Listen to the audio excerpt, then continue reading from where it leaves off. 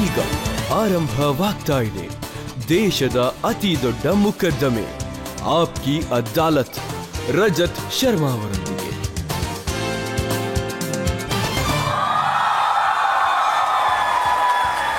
ನಮಸ್ಕಾರ. Thank you very much. ಬನ್ನಿ ಹಾಗಿದ್ರೆ ಶುರು ಮಾಡೋಣ ಆಪ್ಕಿ ಅದಾಲತ್ನಲ್ಲಿ ಇವತ್ತಿನ ಮೊಕದ್ದಮೆ.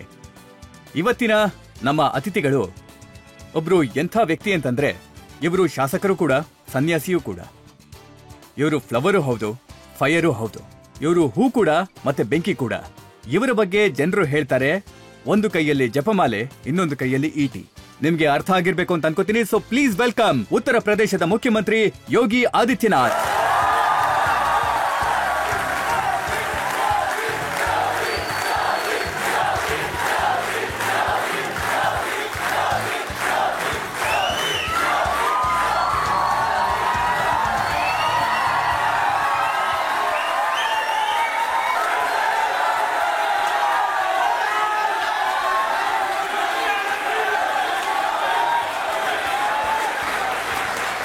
ನಿಮ್ಮ ಉತ್ಸಾಹ ಹೀಗೆ ಇರಲಿ. ನಾನೀಗ ಆಮಂತ್ರಿಸ್ತಾ ಇದ್ದೇನೆ ಆಪ್ಕಿ ಅದಾಲತ್ಗೆ ನಮ್ಮ ಇವತ್ತಿನ ಜಡ್ಜ್ ಅನ್ನ. ನಮ್ಮ ಜಡ್ಜ್ ಬಹಳನೇ ವಿಶೇಷವಾದವರು. ದೇಶದ ಅತಿದೊಡ್ಡ ವಿಶ್ವವಿದ್ಯಾಲಯವಾದ ಯೂನಿವರ್ಸಿಟಿ ಆಫ್ ಡೆಲ್ಲಿಯ ವೈಸ್ ಚಾನ್ಸಲರ್ ಮತ್ತೆ ಪ್ರೊಫೆಸರ್ ಆದ ಯೋಗೇಶ್ ಸಿಂಗ್.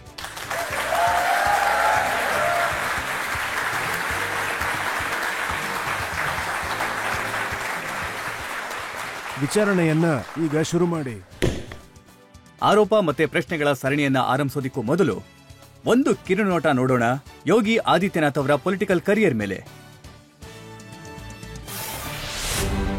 ಉತ್ತರ ಪ್ರದೇಶದ ಮುಖ್ಯಮಂತ್ರಿ ಯೋಗಿ ಆದಿತ್ಯನಾಥ್ ಅವರ ಪೊಲಿಟಿಕಲ್ ಕರಿಯರ್ ಯಾವುದೇ ಚಮತ್ಕಾರಕ್ಕೂ ಕಮ್ಮಿ ಇಲ್ಲ. ಸಂಘರ್ಷಗಳಿಂದ ಕೂಡಿದ ಮತ್ತು ಸಫಲತೆಯ ಶಿಖರಕ್ಕೆ ಮುಟ್ಟಿದ 35 ವರ್ಷಗಳ ಹಿಂದೆ ಇವರೊಬ್ಬ ಸ್ಟೂಡೆಂಟ್ ಆಗಿದ್ದಾಗ ಯಾರೋ ಒಬ್ಬರು ಹೇಳಿದ್ದರಂತೆ ಅಜಯ್ ಒಬ್ಬ ಒಳ್ಳೆ ಕ್ಯಾಂಪೇನರ್ ಅಲ್ಲ ಎಂದು. ಇವತ್ತು ಯೋಗಿ ಆದಿತ್ಯನಾಥ್ ಅವರು ಬಿಜೆಪಿಯ ಸ್ಟಾರ್ ಕ್ಯಾಂಪೇನರ್. देश में कोरोना का संकट आया, देश में कोई आपदा आई, राहुल गांधी सबसे पहले देश छोड़ करके भागे. ಪ್ರತಿ ಸಭೆಯಲ್ಲೂ ಇವರ ಕ್ಯಾಂಪೇನ್ಗೆ ಡಿಮ್ಯಾಂಡ್ ಇರುತ್ತದೆ. ಯೋಗಿ ಆದಿತ್ಯನಾಥ್ ಅವರು ರಾಮ ಮಂದಿರದ ಆಂದೋಲನದಲ್ಲಿ ಭಾಗಿಯಾದಾಗ ಜನರೆಲ್ಲರೂ ಹೇಳುತ್ತಿದ್ದರು ಮಂದಿರವನ್ನು ಅಲ್ಲೇ ಮಾಡುತ್ತಾರೆ, ಆದರೆ ತಾರೀಖನ್ನು ಹೇಳುವುದಿಲ್ಲವೆಂದು. ಏಕೆಂದರೆ ಯೋಗಿ ಆದಿತ್ಯನಾಥ್ ಅವರ ಕಾರ್ಯಕಾಲದಲ್ಲಿ ರೆಕಾರ್ಡ್ ಟೈಮ್ನಲ್ಲಿ ಭವ್ಯ ರಾಮ ಮಂದಿರದ ನಿರ್ಮಾಣ ಮಾಡಿಸಿದರು.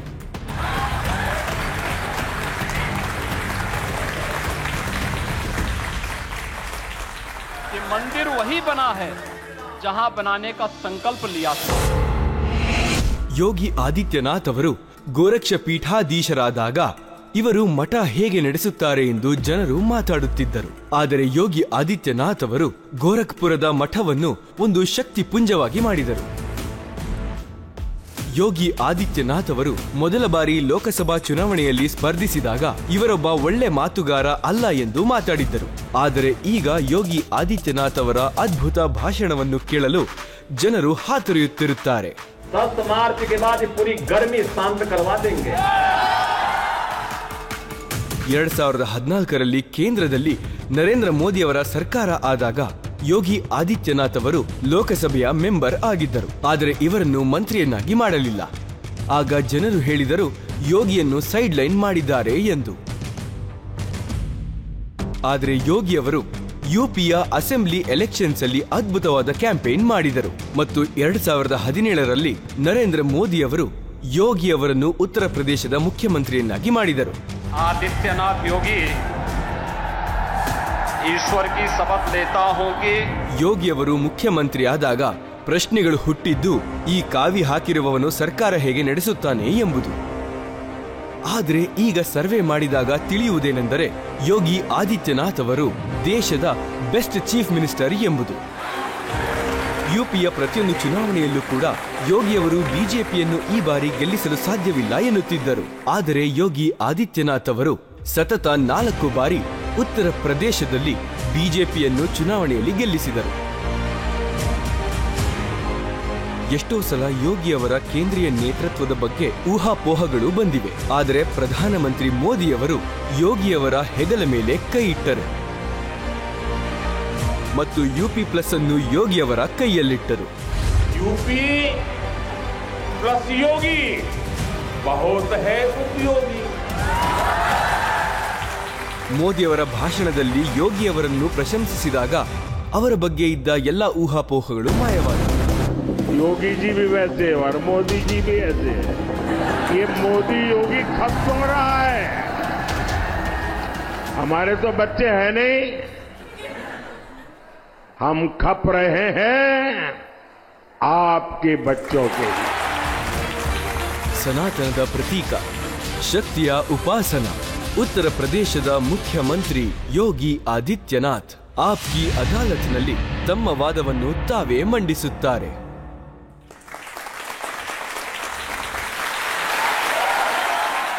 ಯೋಗಿಜಿ, ನಿಮ್ಮ ಬಗ್ಗೆ ಎಂಥ ಒಂದು ಕ್ರೇಜ್ ಇದೆ ಅಂತಂದ್ರೆ ನಿಮ್ಗದು ಇಲ್ಲೇ ಕಾಣಿಸ್ತಾ ಇದೆ. ಮತ್ತೆ ಕೆಲವೊಂದು ನನಗೆ ರಿಸರ್ಚ್ ಅಲ್ಲಿ ಸಿಕ್ಕಿದೆ. ಅದರ ಉದಾಹರಣೆ ನಾನೀಗ ಕೊಡ್ತೇನೆ. ಒಬ್ಬ ಯುವಕ ಎಂಥವ್ನು ಸಿಕ್ಕಿದ ಅಂತ ಹೇಳಿದ್ರೆ ಅವನು ತನ್ನ ಎದೆ ಮೇಲೆ ಯೋಗಿ ಆದಿತ್ಯನಾಥ್ ಅವರ ಟ್ಯಾಟೂನ ಹಾಕಿಸ್ಕೊಂಡಿದ್ದಾನೆ.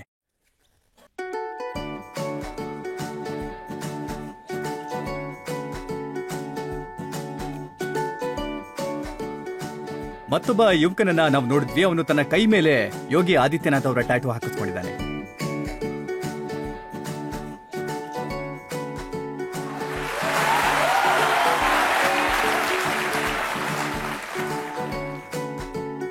ಮತ್ತೆ ಇನ್ನೂ ಕೆಲವರು ತಮಗೊಂದು ಹೆಸರು ಕೊಟ್ಟಿದ್ದಾರೆ, ಬುಲ್ಡೋಸರ್ ಬಾಬಾ. ಮತ್ತೆ ಜನರು ತಮ್ಮ ಕೈ ಮೇಲೆ ಬುಲ್ಡೋಸರ್ ಟ್ಯಾಟೂ ಕೂಡ ಹಾಕಿಸ್ಕೊಂಡಿದ್ದಾರೆ.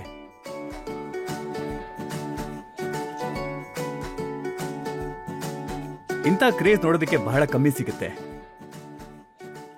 ಮತ್ತೆ ಬಹಳ ಇಂಟ್ರೆಸ್ಟಿಂಗ್ ಆದಂತ ಒಂದು ಮಾತನ್ನ ನೀವು ಹೇಳಿದ್ರಿ, ಅಕ್ಬರ್ಪುರದಲ್ಲಿ ಅದು ಈ ಜಾಗದ ಹೆಸರು ತಗೊಳ್ಳೋದಕ್ಕೂ ನನಗೆ ಸಂಕೋಚ ಆಗತ್ತೆ ಅಂತ. ಸೋಷಿಯಲ್ ಮೀಡಿಯಾದಲ್ಲಿ ಎಲ್ಲ ಜನರ ಹೆಸರು ಬದಲಾಗ್ತಾ ಇದೆ. ಅಂದ್ರೆ ಪ್ರಿಯಾಂಕಾ ಗಾಂಧಿ ಅವರು ಫೋನ್ ಮಾಡಿ ನನ್ನ ಹೆಸರು ಏನಾಗುತ್ತೆ ಅಂತ ಕೇಳಿದಾಗ 4 ವರ್ಷಕ್ಕೊಂದ್ಸಲ ಬರ್ತೀನಿ ಅಂತ ಹೇಳ್ತೀರಾ, ಹಾಗಾಗಿ ನಿಮ್ಮ ಹೆಸರು ಫೆಬ್ರವರಿ 29.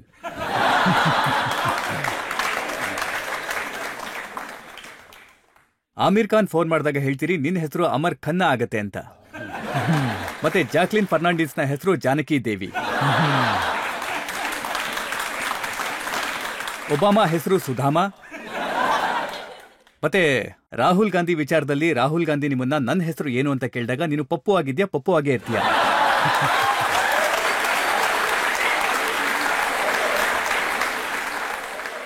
ಆದ್ರೆ ಇದೆಲ್ಲ ತಮಾಷೆ ವಿಚಾರಗಳು. ನಿಜ ಏನು ಅಂತಂದ್ರೆ, ನಿಮ್ದೊಂದು ಚಿತ್ರ ಬಂದಿತ್ತು. ಆ ಚಿತ್ರದಲ್ಲಿ ನೀವು ಚಿರತೆ ಮರಿನ ಎತ್ಕೊಂಡು ನೀವು ಆ 2 ಮರಿಗಳಿಗೆ ಚಂಡಿ ಮತ್ತೆ ಭವಾನಿ ಅಂತ ಹೆಸರಿಡ್ತೀರಾ. ನೋಡಿ, ಇದೇ ಆ ವಿಡಿಯೋ.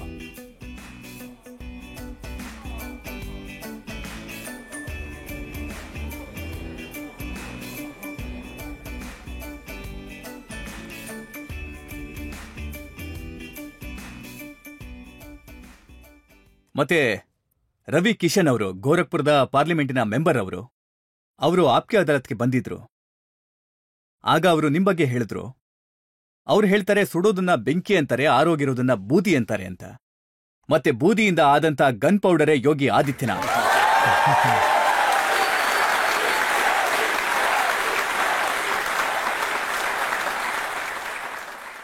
ಈ ಎಲ್ಲ ವಿಚಾರಗಳ ಬಗ್ಗೆ ನೀವೇನಾದ್ರೂ ಹೇಳೋದಕ್ಕೆ ಇಷ್ಟಪಡ್ತೀರಾ? ನೋಡಿ, ನಾನು ಭಾರತೀಯ ಜನತಾ ಪಾರ್ಟಿಯ ಒಬ್ಬ ಸಾಮಾನ್ಯ ಕಾರ್ಯಕರ್ತ. ಅದಕ್ಕೂ ಮೊದಲು ಒಬ್ಬ ಯೋಗಿ ನಾನು. ಮತ್ತು ಯೋಗಿಯ ರೂಪದಲ್ಲಿ ನನ್ನ ಧಾರ್ಮಿಕ ಮತ್ತು ಆಧ್ಯಾತ್ಮಿಕ ಕರ್ತವ್ಯ ಏನಿರುತ್ತೆ ಅದನ್ನು ಕೂಡ ಪಾಲನೆ ಮಾಡ್ತೀನಿ.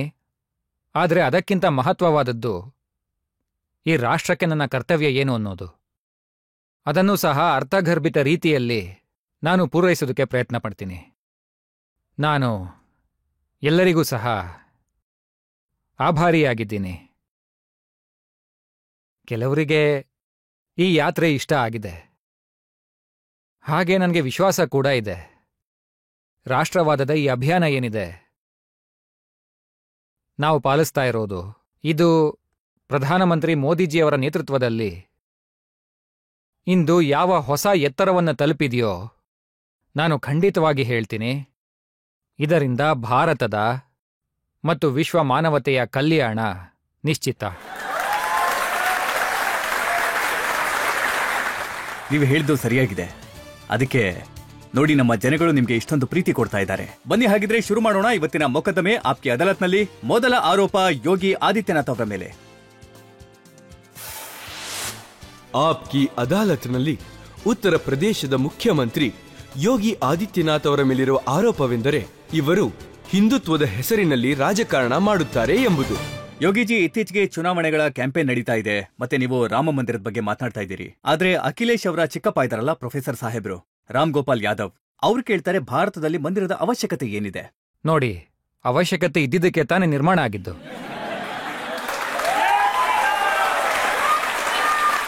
ನಾನೊಂದು ವಿಚಾರನ ನಂಬ್ತೀನಿ.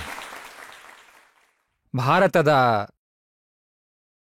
ಇತಿಹಾಸದ ಅತಿ ದೊಡ್ಡ, ಮಹತ್ವಪೂರ್ಣ ಮತ್ತು ಅಭೂತಪೂರ್ವ ಹಾಗೂ ಪ್ರತಿಯೊಬ್ಬ ಭಾರತೀಯನ್ನ ಅದ್ಭುತ ಮತ್ತು ಆನಂದಗೊಳಿಸುವ ಘಟನೆ ಅಂದ್ರೆ ಅಯೋಧ್ಯೆಯಲ್ಲಿ, ಅದು ಶ್ರೀರಾಮ ಜನ್ಮಭೂಮಿಯಲ್ಲಿ ಮರ್ಯಾದಾ ಪುರುಷೋತ್ತಮ ಶ್ರೀರಾಮನ ಭವ್ಯ ಮಂದಿರ ನಿರ್ಮಾಣ ಆಗಿದ್ದು. ನೀವೀಗ ಅಯೋಧ್ಯೆಯಲ್ಲಿ ಗಮನಿಸ್ತಾ ಇರ್ಬೋದು, ಭಕ್ತರು ಲಕ್ಷಾಂತರ ಸಂಖ್ಯೆಯಲ್ಲಿ ಅಲ್ಲಿಗೆ ಬರ್ತಾ ಇದ್ದಾರೆ, ಇವತ್ತು ಬರ್ತಾ ಇದ್ದಾರೆ. ಇಷ್ಟೊಂದು ಬಿಸಿಲಿದ್ರೂ ಕೂಡ ಇನ್ನೂ ಬರ್ತಾ ಇದ್ದಾರೆ. ಅಯೋಧ್ಯೆ ಅಂದ್ರೆ ಇವತ್ತಿನ ಅಯೋಧ್ಯೆ ಏನಿದೆ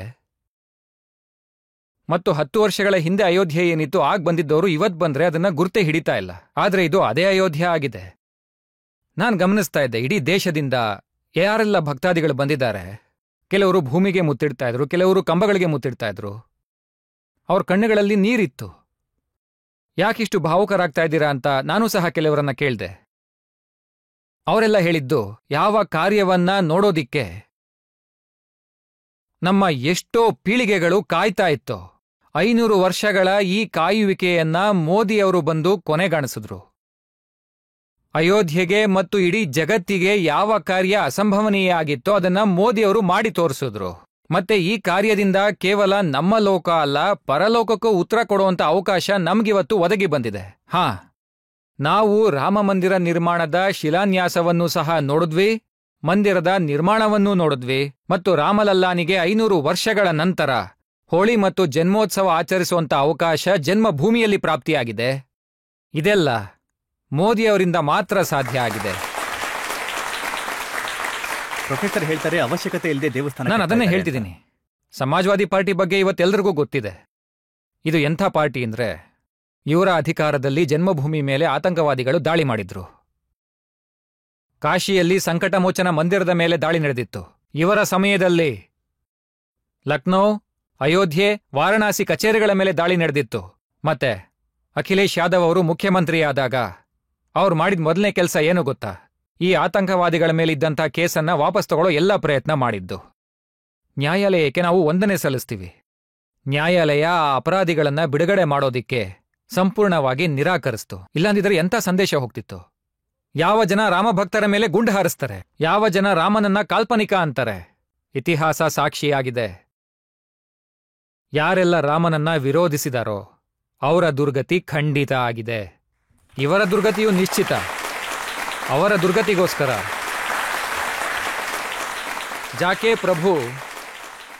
ಜಾಕೆ ಪ್ರಭು ದಾರುಣ ದುಃಖದೀನ ತಾಕೆ ಮತ್ತೆ ಪೆಹಲೆ ಹರಿಲೀನ. ಇದೇ ಪರಿಸ್ಥಿತಿ ಇವ್ರಿಗೂ ಸಹ ಆಗತ್ತೆ. ಇವ್ರಿಗೂ ಖಂಡಿತ ದುರ್ಗತಿನೇ ಆಗತ್ತೆ. ಯಾಕೆಂದ್ರೆ ದೇಶವನ್ನ ಇವರು ದುರ್ಗತಿಗೆ ತಂದಿದ್ದಾರೆ. ಭಾರತದ ಅಸ್ತಿತ್ವವನ್ನೇ ಇವರು ಪ್ರಶ್ನೆ ಮಾಡ್ತಾರೆ. ಹಾಗೆ ಭಾರತೀಯ ನಾಗರಿಕನ ಅವರ ಅಸ್ತಿತ್ವಕ್ಕೂ ಕೂಡ ಧಕ್ಕೆ ತಂದಿದ್ದಾರೆ.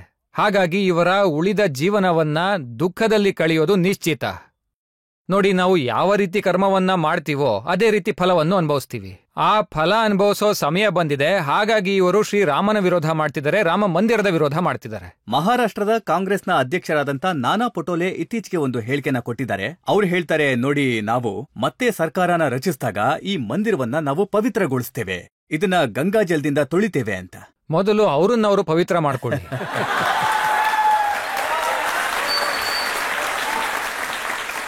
ಮತ್ತೆ ರಾಹುಲ್ ಗಾಂಧಿ ಅವರಂತೂ ಪ್ರತಿ ತಮ್ಮ ಪಬ್ಲಿಕ್ ಮೀಟಿಂಗ್ ನಲ್ಲಿ ಪದೇ ಪದೇ ಹೇಳ್ತಿರ್ತಾರೆ, ಈ ಪ್ರಾಣ ಪ್ರತಿಷ್ಠಾಪನೆ ಕಾರ್ಯಕ್ರಮದಲ್ಲಿ ಅಲ್ಲಿ ಅವರು ಅಮಿತಾಬ್ ಬಚ್ಚನ್ ಅವರನ್ನ ನೋಡಿದ್ರು, ಐಶ್ವರ್ಯ ರೈ ಡ್ಯಾನ್ಸ್ ಮಾಡೋದನ್ನ ನೋಡಿದ್ರು, ಆದ್ರೆ ಯಾವುದೇ ಬಡವನನ್ನ, ಕಾರ್ಮಿಕರನ್ನ ನೋಡ್ಲಿಲ್ಲ ಅಂತ.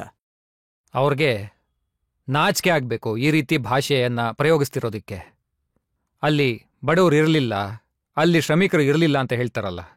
ಮಂದಿರ ನಿರ್ಮಾಣ ಮಾಡಿದವರ ಸತ್ಕಾರವನ್ನ ಪ್ರಧಾನಮಂತ್ರಿಗಳು ತಮ್ಮ ಕೈಯಾರೆ ಮಾಡಿದ್ದಾರೆ. ಅಲ್ಲಿ ಅವರೆಲ್ಲರೂ ಚೇರಲ್ಲಿ ಕೂತಿದ್ರು. ಪ್ರಧಾನಮಂತ್ರಿಗಳು ಪ್ರತಿಯೊಬ್ಬರ ಹತ್ರ ಹೋಗಿ ಪುಷ್ಪವೃಷ್ಟಿ ಮಾಡಿ ಅವರ ಸನ್ಮಾನ ಮಾಡಿದ್ದಾರೆ. ಪ್ರಯಾಗರಾಜದಲ್ಲಿ ಕಸ ಗುಡಿಸುವವರ ಪಾದಗಳನ್ನ ಪ್ರಧಾನಮಂತ್ರಿಯವರು ಕೈಯಾರೆ ತೊಳೆದಿದ್ದಾರೆ. ಇದು ಮೊದಲನೇ ಬಾರಿ ಆಗಿದ್ದು. ಅಲ್ಲ, ಕಾಂಗ್ರೆಸ್ನಲ್ಲಿ ರಾಹುಲ್ ಗಾಂಧಿಯವರ ಮುತ್ತಾತ ಪ್ರಧಾನಮಂತ್ರಿಯಾಗಿದ್ರು, ಅವರ ಅಜ್ಜಿ ಪ್ರಧಾನಮಂತ್ರಿಯಾಗಿದ್ರು, ಅವರ ತಂದೆ ಪ್ರಧಾನಮಂತ್ರಿಯಾಗಿದ್ರು. ಮತ್ತೆ 2004ರಿಂದ 2014 ತನಕ ಅವರ ತಾಯಿಯವರು ಸೂಪರ್ PM ಆಗಿ ಅಲ್ಲಿ ಕೆಲಸ ನಿರ್ವಹಿಸ್ತಾ ಇದ್ರು. ಇಷ್ಟೂ ಸಮಯದಲ್ಲಿ ಯಾವಾಗಲಾದರೂ ಒಬ್ಬ ಬಡವನ ಮನೆಯಲ್ಲಿ ಅವರು ಹೋಗಿರೋದು ಬಿಡಿ, ಅವರಿಗೆ ಸಂಬಂಧಪಟ್ಟ ಯಾವುದಾದ್ರೂ ಯೋಜನೆನ ತಯಾರಿಸಿದಾರಾ? ಅದರಿಂದ ಬಡವನ ಜೀವನದಲ್ಲಿ ಬದಲಾವಣೆ ಬರೋಂಥದ್ದು ಇಲ್ಲ, ಮಾಡಿಲ್ಲ. ಈ ರಾಹುಲ್ ಅಂಡ್ ಕಂಪನಿ ಇವರೆಲ್ಲ ಮಂದಿರಕ್ಕೆಲ್ಲ ಹೋಗ್ತಾರೆ. ನೀವು ನೋಡಿರ್ತೀರಾ, ಗುಜರಾತ್ನ ಚುನಾವಣೆಯ ಸಂದರ್ಭದಲ್ಲಿ ಅವ್ರಿಗೆ ಮಂದಿರಕ್ಕೆ ಹೇಗೆ ಹೋಗ್ಬೇಕು, ಒಳಗೆ ಹೇಗೆ ಕೂತ್ಕೋಬೇಕು ಅಂತ ಕೂಡ ಗೊತ್ತಿರಲಿಲ್ಲ. ಒಂದ್ ರೀತಿ ನಮಾಜ್ ಓದಕ್ ಹೋದವ್ರ ತರ ಹೋಗ್ತಾರೆ. ಆಗ ಅಲ್ಲಿನ ಅರ್ಚಕರು ಹೇಳ್ತಾರೆ, ನೋಡಿ ಇದು ಮಂದಿರ, ಮಸೀದಿ ಅಲ್ಲ ಅಂತ ಹೇಳ್ತಾರೆ. ಕಾಲ್ ಮಡ್ಚಿ ಕೂತ್ಕೋಬೇಕು, ಪೂಜೆ ಮಾಡುವಾಗ ಕಾಲ್ ಮಡ್ಚಿ ಕೂತ್ಕೋಬೇಕು ಅಂತ ಹೇಳ್ತಾರೆ. ಅದು ಬಿಟ್ಟು ಅವರು ನಮಾಜ್ ಮಾಡೋ ರೀತಿಯಲ್ಲಿ ಮಂದಿರದಲ್ಲಿ ಹೋಗಿ ಕೂರೋದಲ್ಲ. ಅಲ್ಲ, ಇವ್ರಿಗೆ ಇಷ್ಟೂ ಸಂಸ್ಕಾರ ಕೂಡ ಇಲ್ಲ. ಇಂಥವ್ರು ರಾಮಮಂದಿರದ ಬಗ್ಗೆ ಮಾತಾಡ್ತಾರ? ಇತಿಹಾಸನೇ ಹೇಳುತ್ತೆ, ಇಡೀ ಪರಿವಾರ ರಾಮಮಂದಿರದ ವಿರೋಧ ಮಾಡ್ತಿತ್ತು. ಇಂಥವ್ರು ಭಾರತದ ಅಸ್ತಿತ್ವವನ್ನ ಎಲ್ಲ ಅರ್ಥ ಮಾಡ್ಕೋತಾರೆ. ಇದೇನು ಮೊದಲನೇ ಬಾರಿ ಅಲ್ಲ. ನೋಡಿ, ಕೂಡ ರಾಷ್ಟ್ರಪತಿ ದ್ರೌಪದಿ ಮುರ್ಮು ಅವರನ್ನ ಪ್ರಾಣ ಪ್ರತಿಷ್ಠಾಪನೆ ಕಾರ್ಯಕ್ರಮಕ್ಕೆ ಯಾಕೆ ಕರೀಲಿಲ್ಲ ಅಂದ್ರೆ ಅವರು ಬುಡಕಟ್ಟು ಜನಾಂಗಕ್ಕೆ ಸೇರಿದವರು ಅಂತ. ನೋಡಿ, ಮೊಟ್ಟ ಮೊದಲ ಬಾರಿಗೆ ಒಬ್ಬ ಆದಿವಾಸಿ ಮಹಿಳೆ ದೇಶದ ರಾಷ್ಟ್ರಪತಿಯಾಗಿದ್ದಾರೆ. ಯಾರ ಕಾರಣದಿಂದ? ಪ್ರಧಾನಮಂತ್ರಿ ಮೋದಿಯವರು ಇನಿಷಿಯೇಟಿವ್ ತಗೊಂಡಿದ್ರಿಂದ. ಸಮಾಜದ ಕೊನೆ ಹಂತದಲ್ಲಿ ಇರೋರು ಕೂಡ ಅಂತ್ಯೋದಯದಿಂದ ಅಮೃತೋದಯದ ತನಕ ಈ ಯಾತ್ರೆ ನಮ್ದು. ಕೆಳಗಿನ ಹಂತದಲ್ಲಿ ಇರೋರು ಕೂಡ ಅಧಿಕಾರದ ಕುರ್ಚಿಯಲ್ಲಿ ಕೂರ್ಬೇಕು ಅನ್ನೋ ಆಸೆ ನಮ್ದು. ನನ್ನ ಬಳಿ ಒಂದು ಪ್ರಶ್ನೆ ಇದೆ, ರಾಹುಲ್ ಗಾಂಧಿ ಅವ್ರನ್ನ ಕೇಳಬೇಕು. ನನ್ನ ಬಗ್ಗೆನೇ ಹೇಳ್ತೀನಿ. ನಾನೊಬ್ಬ ಸಾಮಾನ್ಯ ಪರಿವಾರದಿಂದ ಬಂದವನು. ನಾನು ಮುಖ್ಯಮಂತ್ರಿ ಆಗೋದ್ರ ಬಗ್ಗೆ ಯೋಚಿಸೋಕ್ಕೂ ಸಾಧ್ಯ ಇರಲಿಲ್ಲ. ಆ ಒಂದು ವಿಚಾರನ ಕನ್ಸಲ್ಲೂ ಸಹ ನಾನು ಕಂಡಿರಲಿಲ್ಲ. ಇವತ್ತು ಮುಖ್ಯಮಂತ್ರಿಯ ರೂಪದಲ್ಲಿ ನಾನು ಜನಸೇವೆ ಮಾಡ್ತಾ ಇದ್ದೀನಿ. ಈ ವಿಚಾರವಾಗಿ ನಾನು ಹೇಳ್ತಾ ಇರೋದು. ನೋಡಿ, ಆಮಂತ್ರಣವನ್ನ ಎಲ್ಲರಿಗೂ ಸಹ ಕಳಿಸಲಾಗಿತ್ತು. ಆದರಣೀಯ ರಾಷ್ಟ್ರಪತಿಯವರಿಗೆ, ಆದರಣೀಯ ಉಪರಾಷ್ಟ್ರಪತಿಯವರಿಗೆ, ಪೂರ್ವ ರಾಷ್ಟ್ರಪತಿ ಆದರಣೀಯ ರಾಮನಾಥ ಕೋವಿಂದ ಅವರಿಗೆ. ಆ ಪಟ್ಟಿಯಲ್ಲಿ ಎಲ್ಲ ರೀತಿಯ ಜನರಿದ್ರು. ಹಾಗೆ ಅಮಿತಾಬ್ ಬಚ್ಚನ್ ಅವರು ಕೂಡ ಅದರಲ್ಲಿದ್ರು. ಅವರ ಕಲೆಯ ಬಗ್ಗೆ ನಾವು ಗೌರವದ ಭಾವನೆಯನ್ನ ಇಟ್ಕೋಬೇಕು. ಹಾಗಾಗಿ ರೈ ಅಂತೂ ಇರ್ಲಿಲ್ಲ, ಆದ್ರೆ ಅವರು ಕಾಣಿಸಿದ್ದಾರೆ. ಅದನ್ನೇ ಹೇಳಕ್ ಬಂದೆ. ಅವರ ದೃಷ್ಟಿನೇ ಆಗಿದೆ, ಇದಕ್ಕೆ ದೃಷ್ಟಿ ದೋಷ ಅಂತ ಕರೀತಾರೆ. ನನ್ಗೊಂದು ವಿಷಯ ಹೇಳಿ. ನೋಡಿ, ಐಶ್ವರ್ಯ ರೈ ಇದ್ರು ಕೂಡ ಅದು ಒಳ್ಳೆ ವಿಚಾರನೇ ತಾನೆ. ಅವರು ಕೂಡ ಭಾರತದ ಪ್ರಜೆನೇ ಅಲ್ವಾ? ಅವ್ರಿಗೂ ಬರೋ ಅಧಿಕಾರ ಇದೆ. ನೋಡಿ, ಅಮಿತಾಬ್ ಬಚ್ಚನ್ ಅವರ ಕಲೆ ಮತ್ತು ಕಲಾ ಜಗತ್ತಿಗೆ ಅವರ ಯೋಗದಾನ ಏನಿದೆ ಅದನ್ನ ಮರೆಯೋಕ್ಕಾಗತ್ತಾ? ಮತ್ತೆ ಮರಿತಾ ಇದ್ದೀರಾ ಅಂದ್ರೆ ಕಾಂಗ್ರೆಸ್ ಅವರು ಪ್ರಯಾಗರಾಜದಿಂದ ಅವ್ರನ್ನ ಚುನಾವಣೆಗೆ ಯಾಕೆ ನಿಲ್ಸಿದ್ರು?